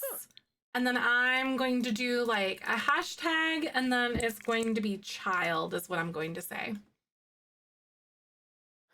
But I'm gonna do like most popular, and hopefully be able to find like a really cute kid somewhere on here and like do some cast work on them. I'm making the kid that we are supposed to be like fostering, basically, or like adopting sort of thing. Hi. What? Yes. Thank you. It's warm up here. I appreciate it. 10 kids this year? Yes. No, it was so crazy. Yeah, we've had so many kids. Like, I am very, don't get me wrong, I am like very, very, very grateful for all of the things and like all the stuff that we're getting. But I just don't know. Like, it's over, I'm almost overwhelmed, if that makes sense. By the amount of kits that are kind of coming out. But yeah. Very grateful. They've been really good, but yeah. Exactly, we're not even halfway through the year. Yep, we're like literally almost 5 months into the year already. Yeah, it is I think it's kind of, it comes from the space of like, it's kind of a lot to keep up with. At least, because I have a really difficult time remembering how, like, what the name of everything is. Oh, right, Benita and Kayla's. Yeah, Kayla's kit is really good. I agree with that. It's really versatile, too. Yeah, the foster kid. Yeah! Right? Right, Vaughn? Very much so feel that as well. I really, oh my god, this almost looks like a little Vino or Malbec almost kind of thing. Almost a little bit. Which kid is that? I think it's like Comfy Gamer or something like that. I think is what it is.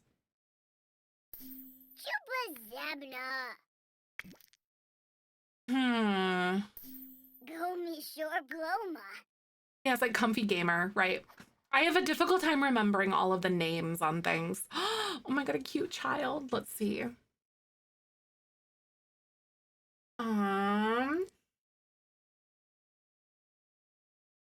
Trying to think. Hi, Kibby. So there's not really, like, I'm trying to figure out like the hashtag child and see here like what's going on. I don't really see any kids who, I have to break apart this like glorious, these gallery families, and that's gonna be really sad. I can't do it, they're all so cute. But also I don't think I could fit them all in the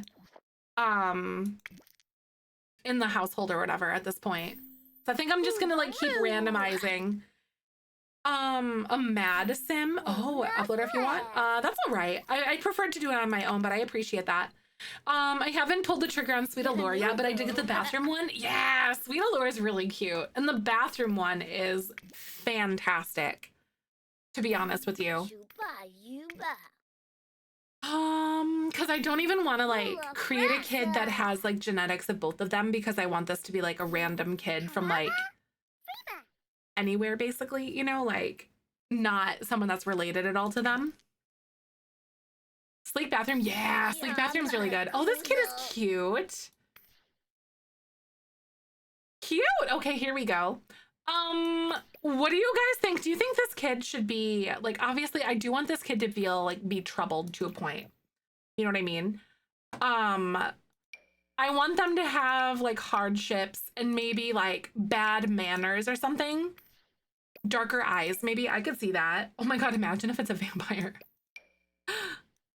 Not the vampire. I do like the idea of like darker brown eyes.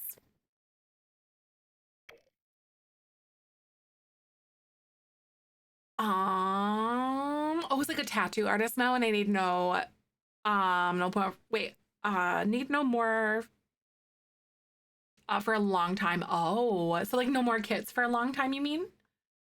I'm gonna change away from the cool tone, but I think I want to go because I feel like the cool tones are just very like, I don't know how to describe it, but the cool tones in this game aren't really that great in my opinion. Oh, Chaos Goblin? No, that's all right. Oh, it looks like your neighbor kid. That's cute. What is this kid gonna look like as a teenager? Yeah, like the cool tones just aren't great in this game. I say this as someone who has cool tone skin as well. Yeah, it's like gray almost. Yeah, they're not well done. Oh my god, he's gonna be cute. He's gonna be so cute. Okay, this is the kid that we're gonna use. I want him to be like a little bit troubled. We're gonna like edit some of his like manners and things and give him some stuff that he's been through probably, but let's see. What do you guys think his trait should be? Maybe loner? Wait, I think actually no. So this is gonna be Cappuccino Gen. They have to have a certain trait. So perfectionist, hot-headed, or loves the outdoors. I'm gonna do hot-headed because he has a little bit of a temper, because things that are like from his background, you know, I don't know. He's troubled at this point. He needs guidance. Light ones are nice. Yeah, they get grayer. Yeah, they do get grayer as they get lighter or darker. I do agree. I know he got so mad when you made him hot-headed, right? I kind of love him already. So this is like the cappuccino gen. What do you think his name should be? I don't necessarily think that it has to be something that is like coffee related. Like if we find something that feels right, that is good. But yeah, I don't like, I want like a real name, not like something like Mocha, if that makes sense. Like I like my Sims to have like normal names and kind of like be like maybe theme adjacent. We could call him Matthew or Matcha, like Matt. Joe. Joe is cute. I kind of like Joe or Joseph.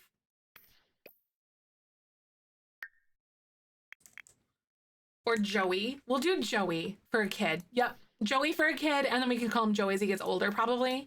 I feel like Joey is cute. Joe is really good. That's a good one. Maxwell is cute as well. Joey is cute though. A coffee company called Van Hout. Is it Hout? And his name could be Van. That's a good one.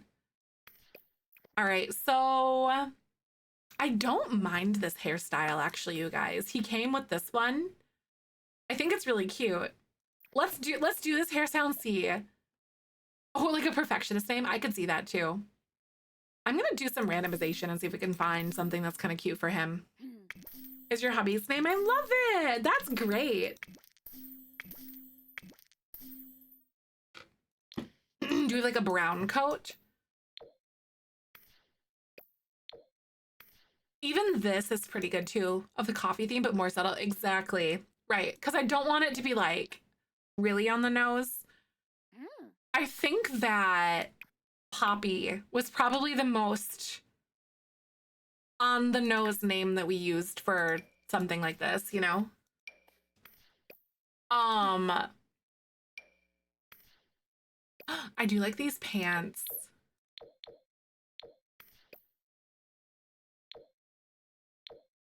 I like the denim look. Joe is both on the nose, but also totally normal. Exactly. That's like a good balance. Oh, some says just give himself a new style later on if he feels like it. Right? That too. I like that idea. Let's see here.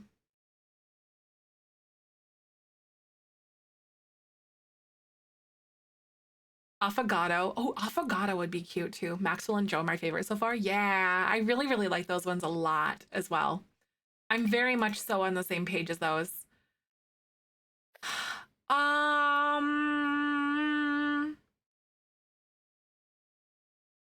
What kind of shoes? Because we don't really have like a lot of different options here from like childhood. A lot of them are going to be like teenager or above. I don't know, maybe, oh, those ones aren't bad. Maybe just like a basic pair of like boots or shoes or whatever, like those are pretty good, I think. Or even like these. My Sims cool names, but then also giving their pets the most ridiculous names, right? I could see that as well. That's a good one.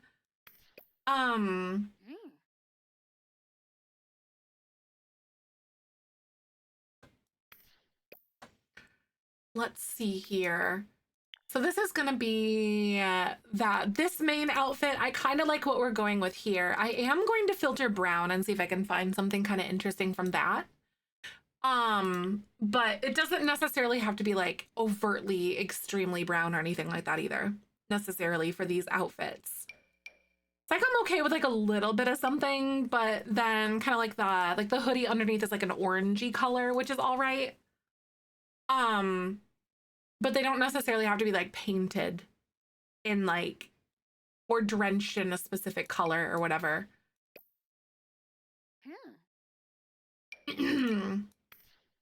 Ooh, I kind of like the hoodie look. That's a good one. Asparagus, that's really cute. I also feel like people generally have more of a tendency to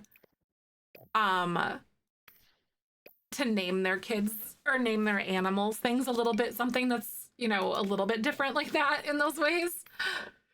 Excuse me. A famous photographer. Ooh, that's a good question. I don't know.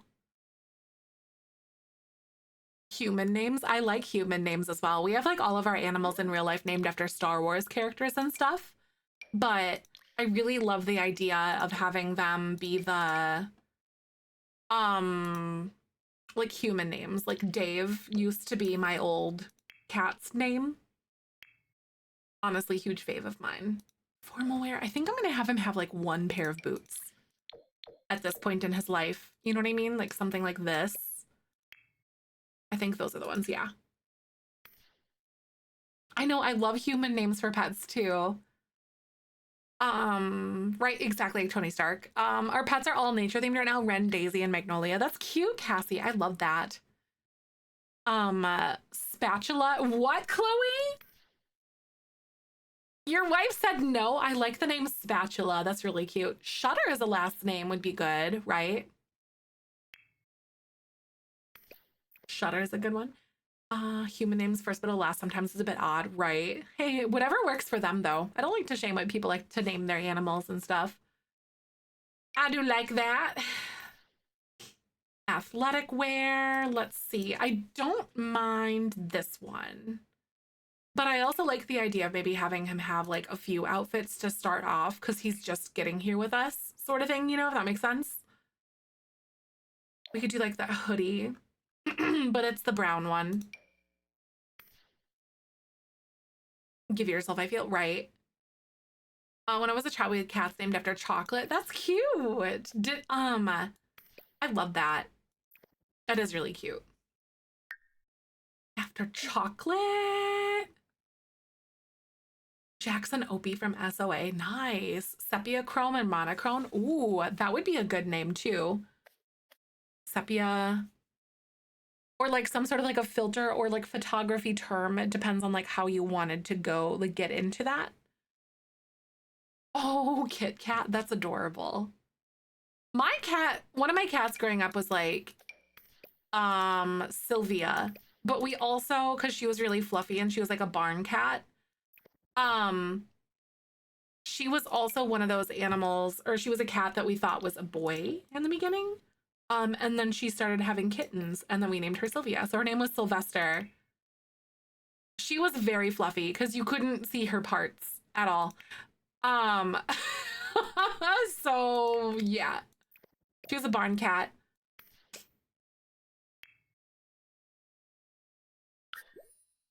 Apply all tops. Or shoot, I accidentally undid that one. Hold on. I'm just gonna undo that because now we're into sleepwear and then yeah, we'll figure this out. But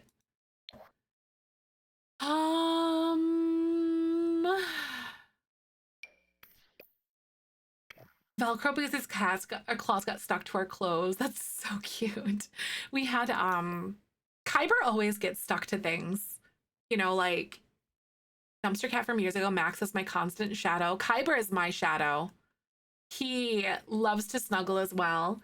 Like last night I was like brushing my teeth and getting myself ready to go to bed, and he was like in the bathroom with me, sitting on the toilet, like when it was closed, like looking at me and waiting for me to go to bed. And then he'd follow me to my bedroom and then sit in the doorway until I laid down and got ready, and then he'd come up and snuggle and go into the blankets with me.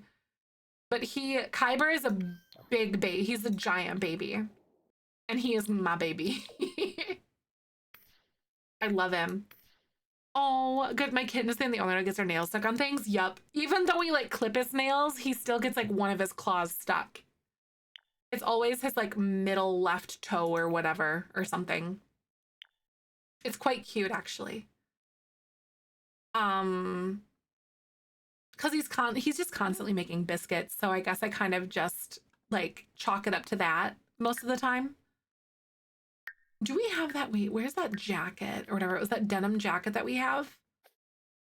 This one, but I had it like this. There we go. Because I like that one a little bit more.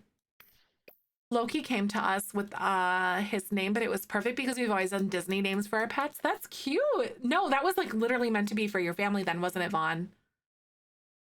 Reggie is my corgi and River is my wiener dog who's obsessed with me. I literally cannot sit on the couch with her sitting on my lap. That's cute. That's like Babu. Oh, Michael has him. I was like, where'd he go? But yeah.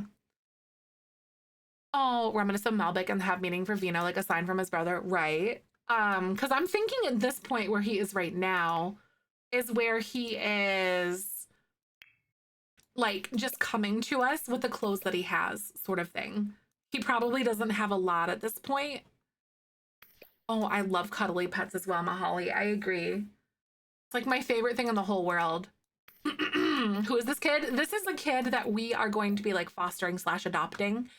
One of the things that Vino has to do in his life is he has to get, or he has to adopt or have a science baby, basically, kind of thing.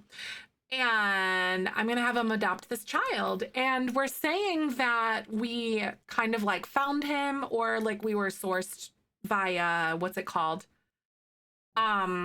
Like Charlie and Carrie, who run the ranch or whatever.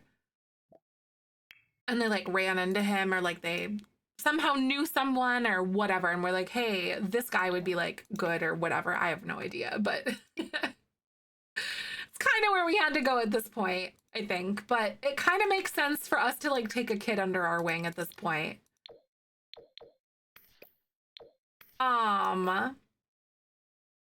Let's see. Here we go. Hot weather. I think I really do like something like this is kind of cute.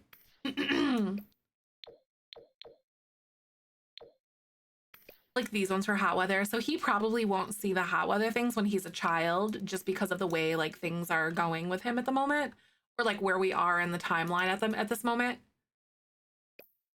And then I think I am going to keep his boots that he has. Also, Twitch is going to play ads in just a second, you guys.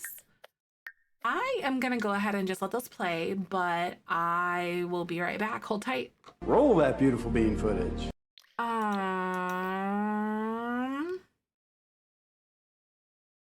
I think they're technically just shoes and not boots, but I'm going to go ahead and go here. Here we go. Jennifer, anything juicy happening after getting rid of her? Not at this point, but Vino and them are kind of like,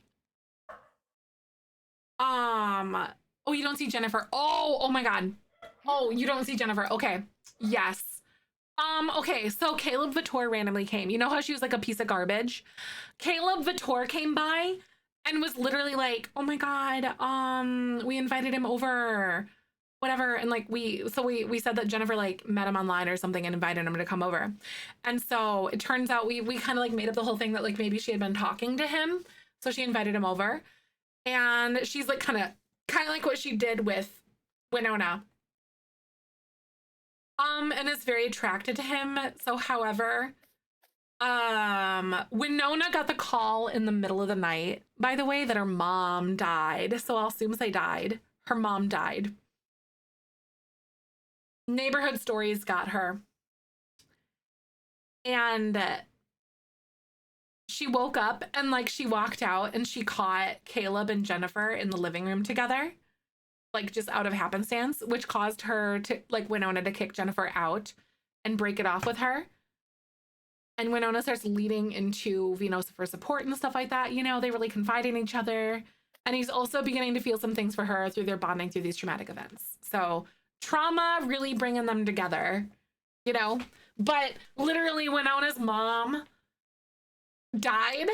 And then we had her wake up to like, you know, to like the phone call or whatever, and like needed some support from someone. So she went out in like the living room and then found them together. So here we are. So this is little Joey. I don't know if we have like a last name for him, but what do you think a good last name for Joey could be?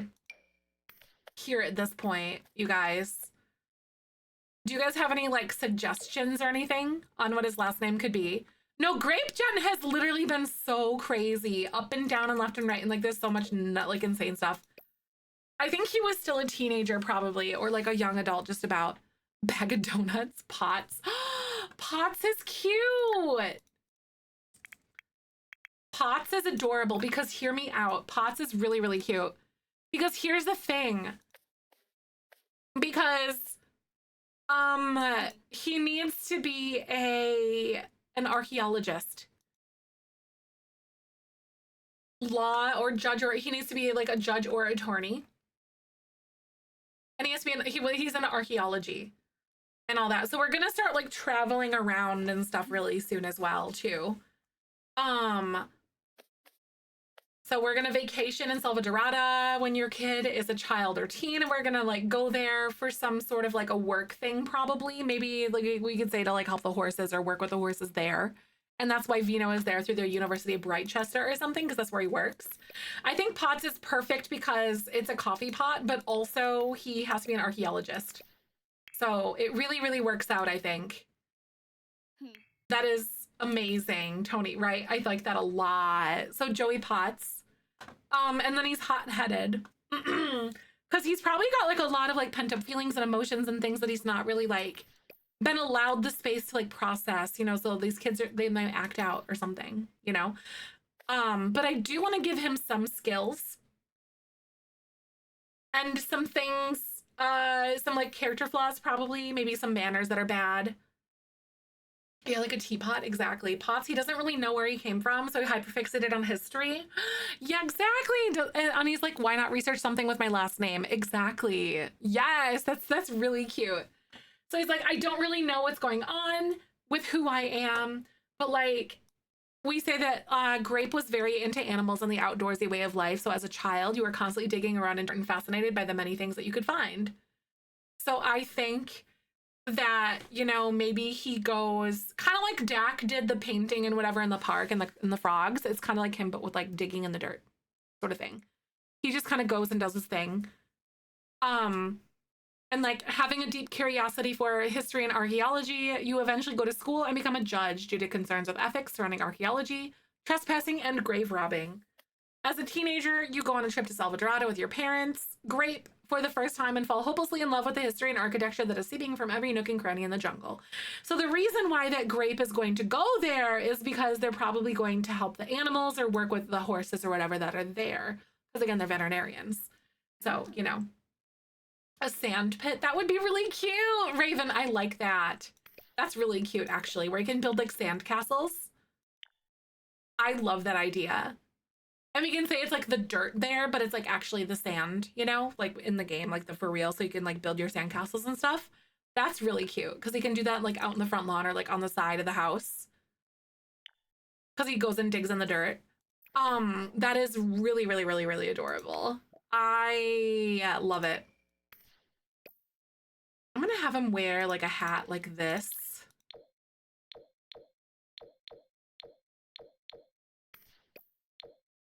Something like that's kind of cute. I don't know. Alone time and calms him down when he's feeling hot-headed, maybe? Yeah. No, that's real. That's good. Adding the background but lumping it with a mod where you can add milestones in? Really? No, can you? I know that like with UI cheats, you can kind of do it. I'm gonna do that. I'm gonna see what we can do. So his aspiration, I feel like maybe mental or even, I feel like mental's gonna be good because he, yeah, that's good. I like that. So this is Joey Potts. That's really cute. Okay.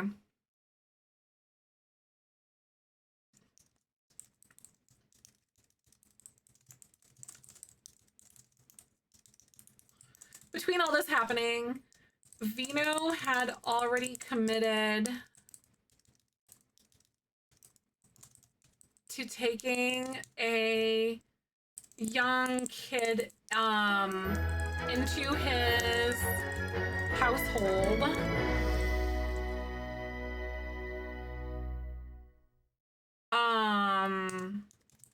That needed a home.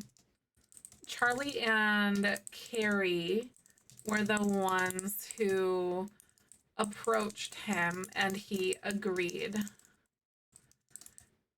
This child's name is Joey Potts. He comes from a rough background, but loves digging around in the dirt and exploring exploring the world around him as a way to escape. The family tree? Sure.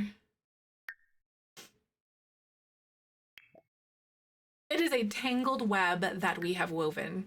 There's a lot going on. I don't like the in-game one, but like this is Poppy where it all began. And then we had Ambrosia.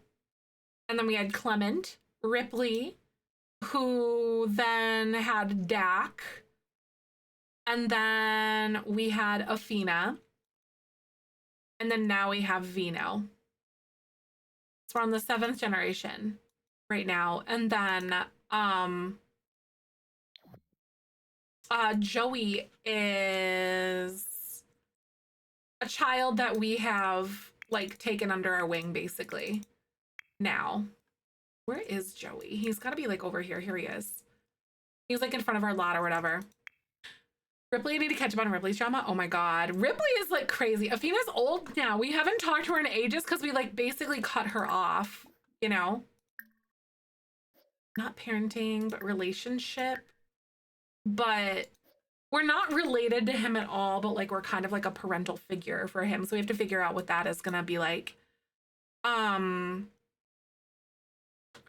So life milestones. I think we can literally click and then we'll say he was adopted.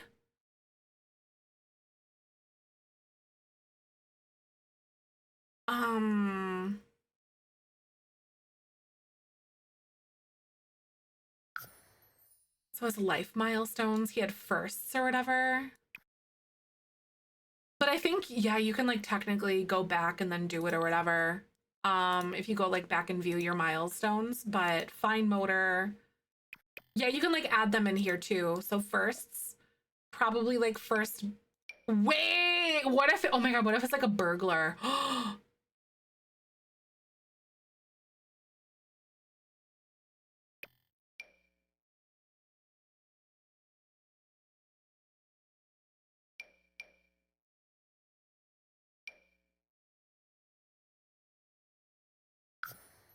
Oh my God, that would actually be so freaking sad. Okay, so like he's first burglar visit and then first loss. I'm gonna delete this one actually, probably.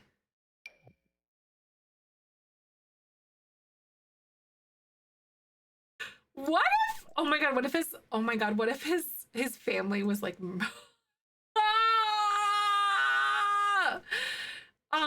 yes, I've been working on a save file and you can edit to establish lore. Yes, that's already happened in a stuff give it detail. You sure can. Kind of like Sims 2 style almost. Was he burgled? I think that maybe it was a burglary gone wrong and then he like, his parents were unalived or something like that. Is kind of what I imagine. He was born at a hospital. And then I want to add that he was adopted because now we're adopted here. Like, I don't think that that would be like here, but like he was born and then, you know, yeah. Like these aren't in any specific order, probably. Social, maybe he smiled, learned peekaboo. Like he had a pretty good life, probably.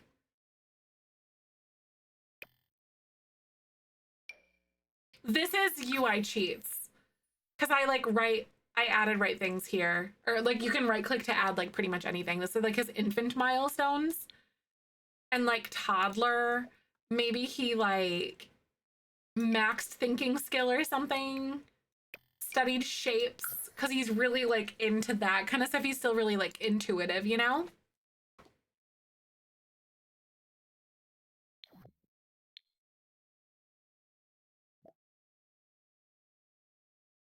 There's no like first funeral or anything here, but first loss I think is totally it. Hi Glenn, it's good to see you. Welcome on in.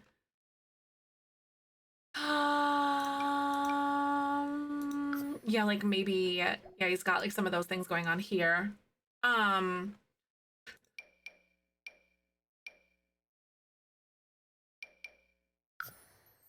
Pretty good life until his parents got killed. This is tragic. Due to some lore. Oh my God. Maybe like crawl. roll over to back, sit up, lifting your head, and creeping, probably. Hi, Glens. I'm so glad to see you. We are setting up some milestones for like little Joey here. He's had some trauma. Just saying. Max thinking skill, his first over here, so probably like wait, no, maybe he didn't lose them in infanthood.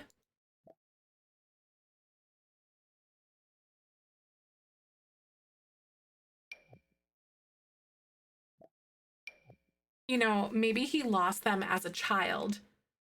So like he's doing really good and like toddler or something. That was that was under child, not infant. So firsts. Yeah, like maybe he remembers when he was like a kid or something.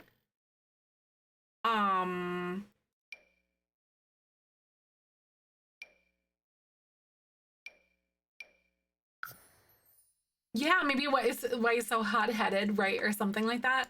So we've got life stuff, maybe. I'm going to also remove like the adoption part over here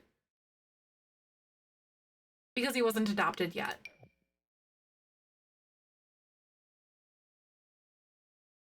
Oh, is that good for adding milestones? Sorry, I good at adding milestones that involve other Sims. Nice.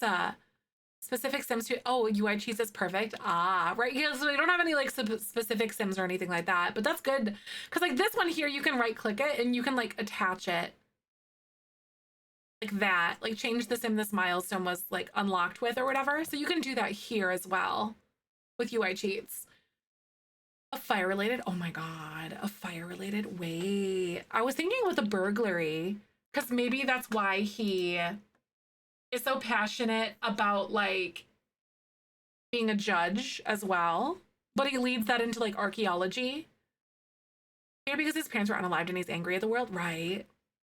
Thank you for the follow, by the way. Welcome on in. How you doing? We're gonna do some life milestones, celebrated a birthday. Maybe he adopted a pet at some point as his like childhood or whatever. Some motor skills. What does he have?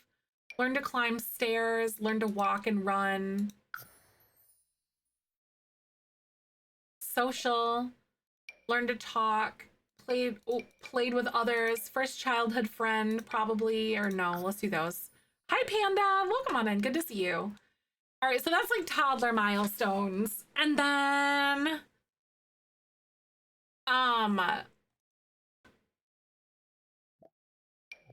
we're gonna do this with Vino. Not Afina. Uh-oh, they don't have good compatibility. Hi, Kaden. Welcome on by. Good to see you. I do like the burglary idea for like the lore too. Defeated mother plant eaten by cow plant, explored 6am. First burglar visit. First day of school. First funeral, first loss.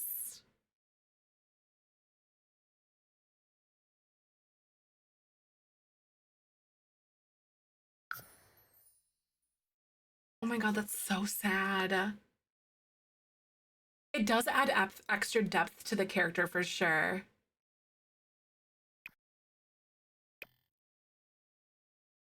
So there's nothing under milestones under social that would make sense for like kids yet.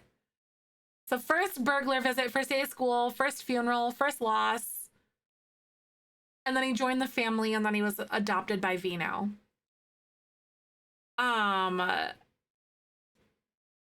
Yeah, Sims that are downloaded from the gallery won't have those Sims locations attach them because they're not in the save. Exactly. Oh my gosh. It's the first burglar visit and then something gone wrong. Boy's got some trauma. All right, that's like absolutely ridiculous. His conflict resolution is like shot. I think his emotional control is probably gonna be really bad. Thank you for the follow. Welcome on in. And that's not his fault at all. Not talking about torturing your sim. We love trauma here. Listen.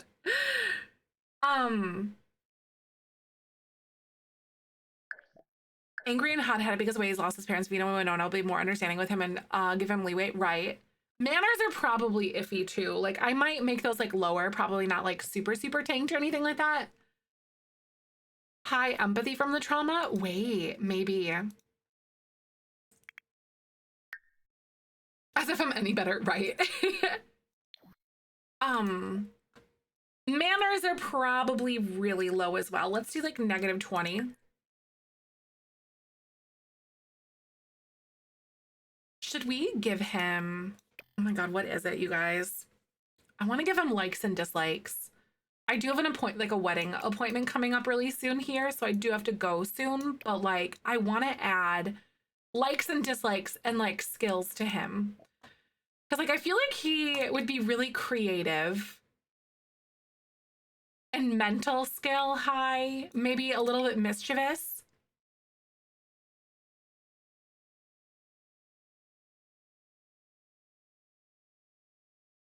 And like logic.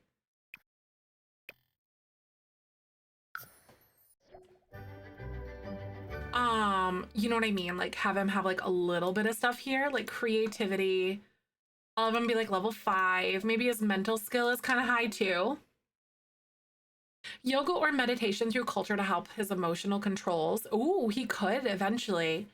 That is something that he could like start to explore because he's going to be like a relatively like worldly type of sim. They have bad compatibility. That's going to be really, really interesting. Oh my God.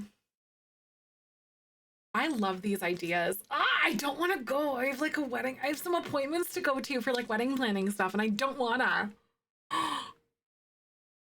Who is this kid? This is the kid that we have to adopt. His name is Joey Potts. So he is, because one of the things that the Cappuccino Gen, they have to either had a science baby or adopt. And he met Joey through through Charlie and Carrie, who are the rancher peoples. You know, the ranchers. So he met them through that. And yeah, so Jennifer, yeah, he's the next generation, but he comes with some trauma, y'all. He comes from like a really bad spot. So essentially he came from a background where he lost his parents when he was a child, like relatively recently he lost his parents. And a burglary gone wrong is what we're saying for him, which is very, very, very sad. Jennifer also got caught cheating and Winona's mom died. So yeah, random dislikes that we randomly select things. He hates himself, right? Or something like that. You never know. All right, guys. I have a wedding appointment, so I apologize. I usually stream for like maybe like a half an hour longer, so we're like right in that sweet spot right now. But I do have to go. The trauma, no, literally, it's so much trauma. But thank you guys so much for coming and hanging with me this evening.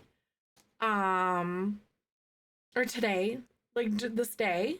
I'll be back here on Twitch tomorrow, so make sure you guys come by, come hang out with me. Thank you for stream, everybody. I have to pee as well. I finished this today. Thank you, Raven. I appreciate it. Thank you.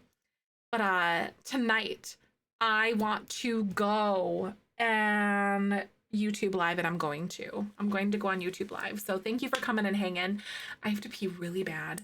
We're gonna go right to English Simmer. Molly, she's doing on a gardening binge to complete this collection. It's a collection challenge, which is exciting. Lady, I love you. Thank you so much for the 67 months. Woo woo! I hope you're having a good day. Good to see you. Yeah, wedding appointment. I'm so exciting. We're so excited. But y'all, if you have a sub, make sure to copy and paste. Jedi, good to see you. I hope you had a good day. Good to see you. I gotta pee really bad. But yeah, I'll see you guys tomorrow. I will go live on YouTube tonight after I'm like back from my appointments and stuff, and like after I send Michael off to D&D, because I have a pile of things to do that I meant to do yesterday. But I will see you guys later. Thanks for coming and hanging. If you have a sub, make sure to copy and paste the Beanie Weenies incoming with the Benjamin emotes. Otherwise, the hand hearts will do. I gotta pee. All right. And as I always say, yeah, I'll announce on Discord. As I always say, tomorrow's a beautiful day, especially with you in it. Here's a boop for the road, and I'll see you later. Bye. Thanks, guys.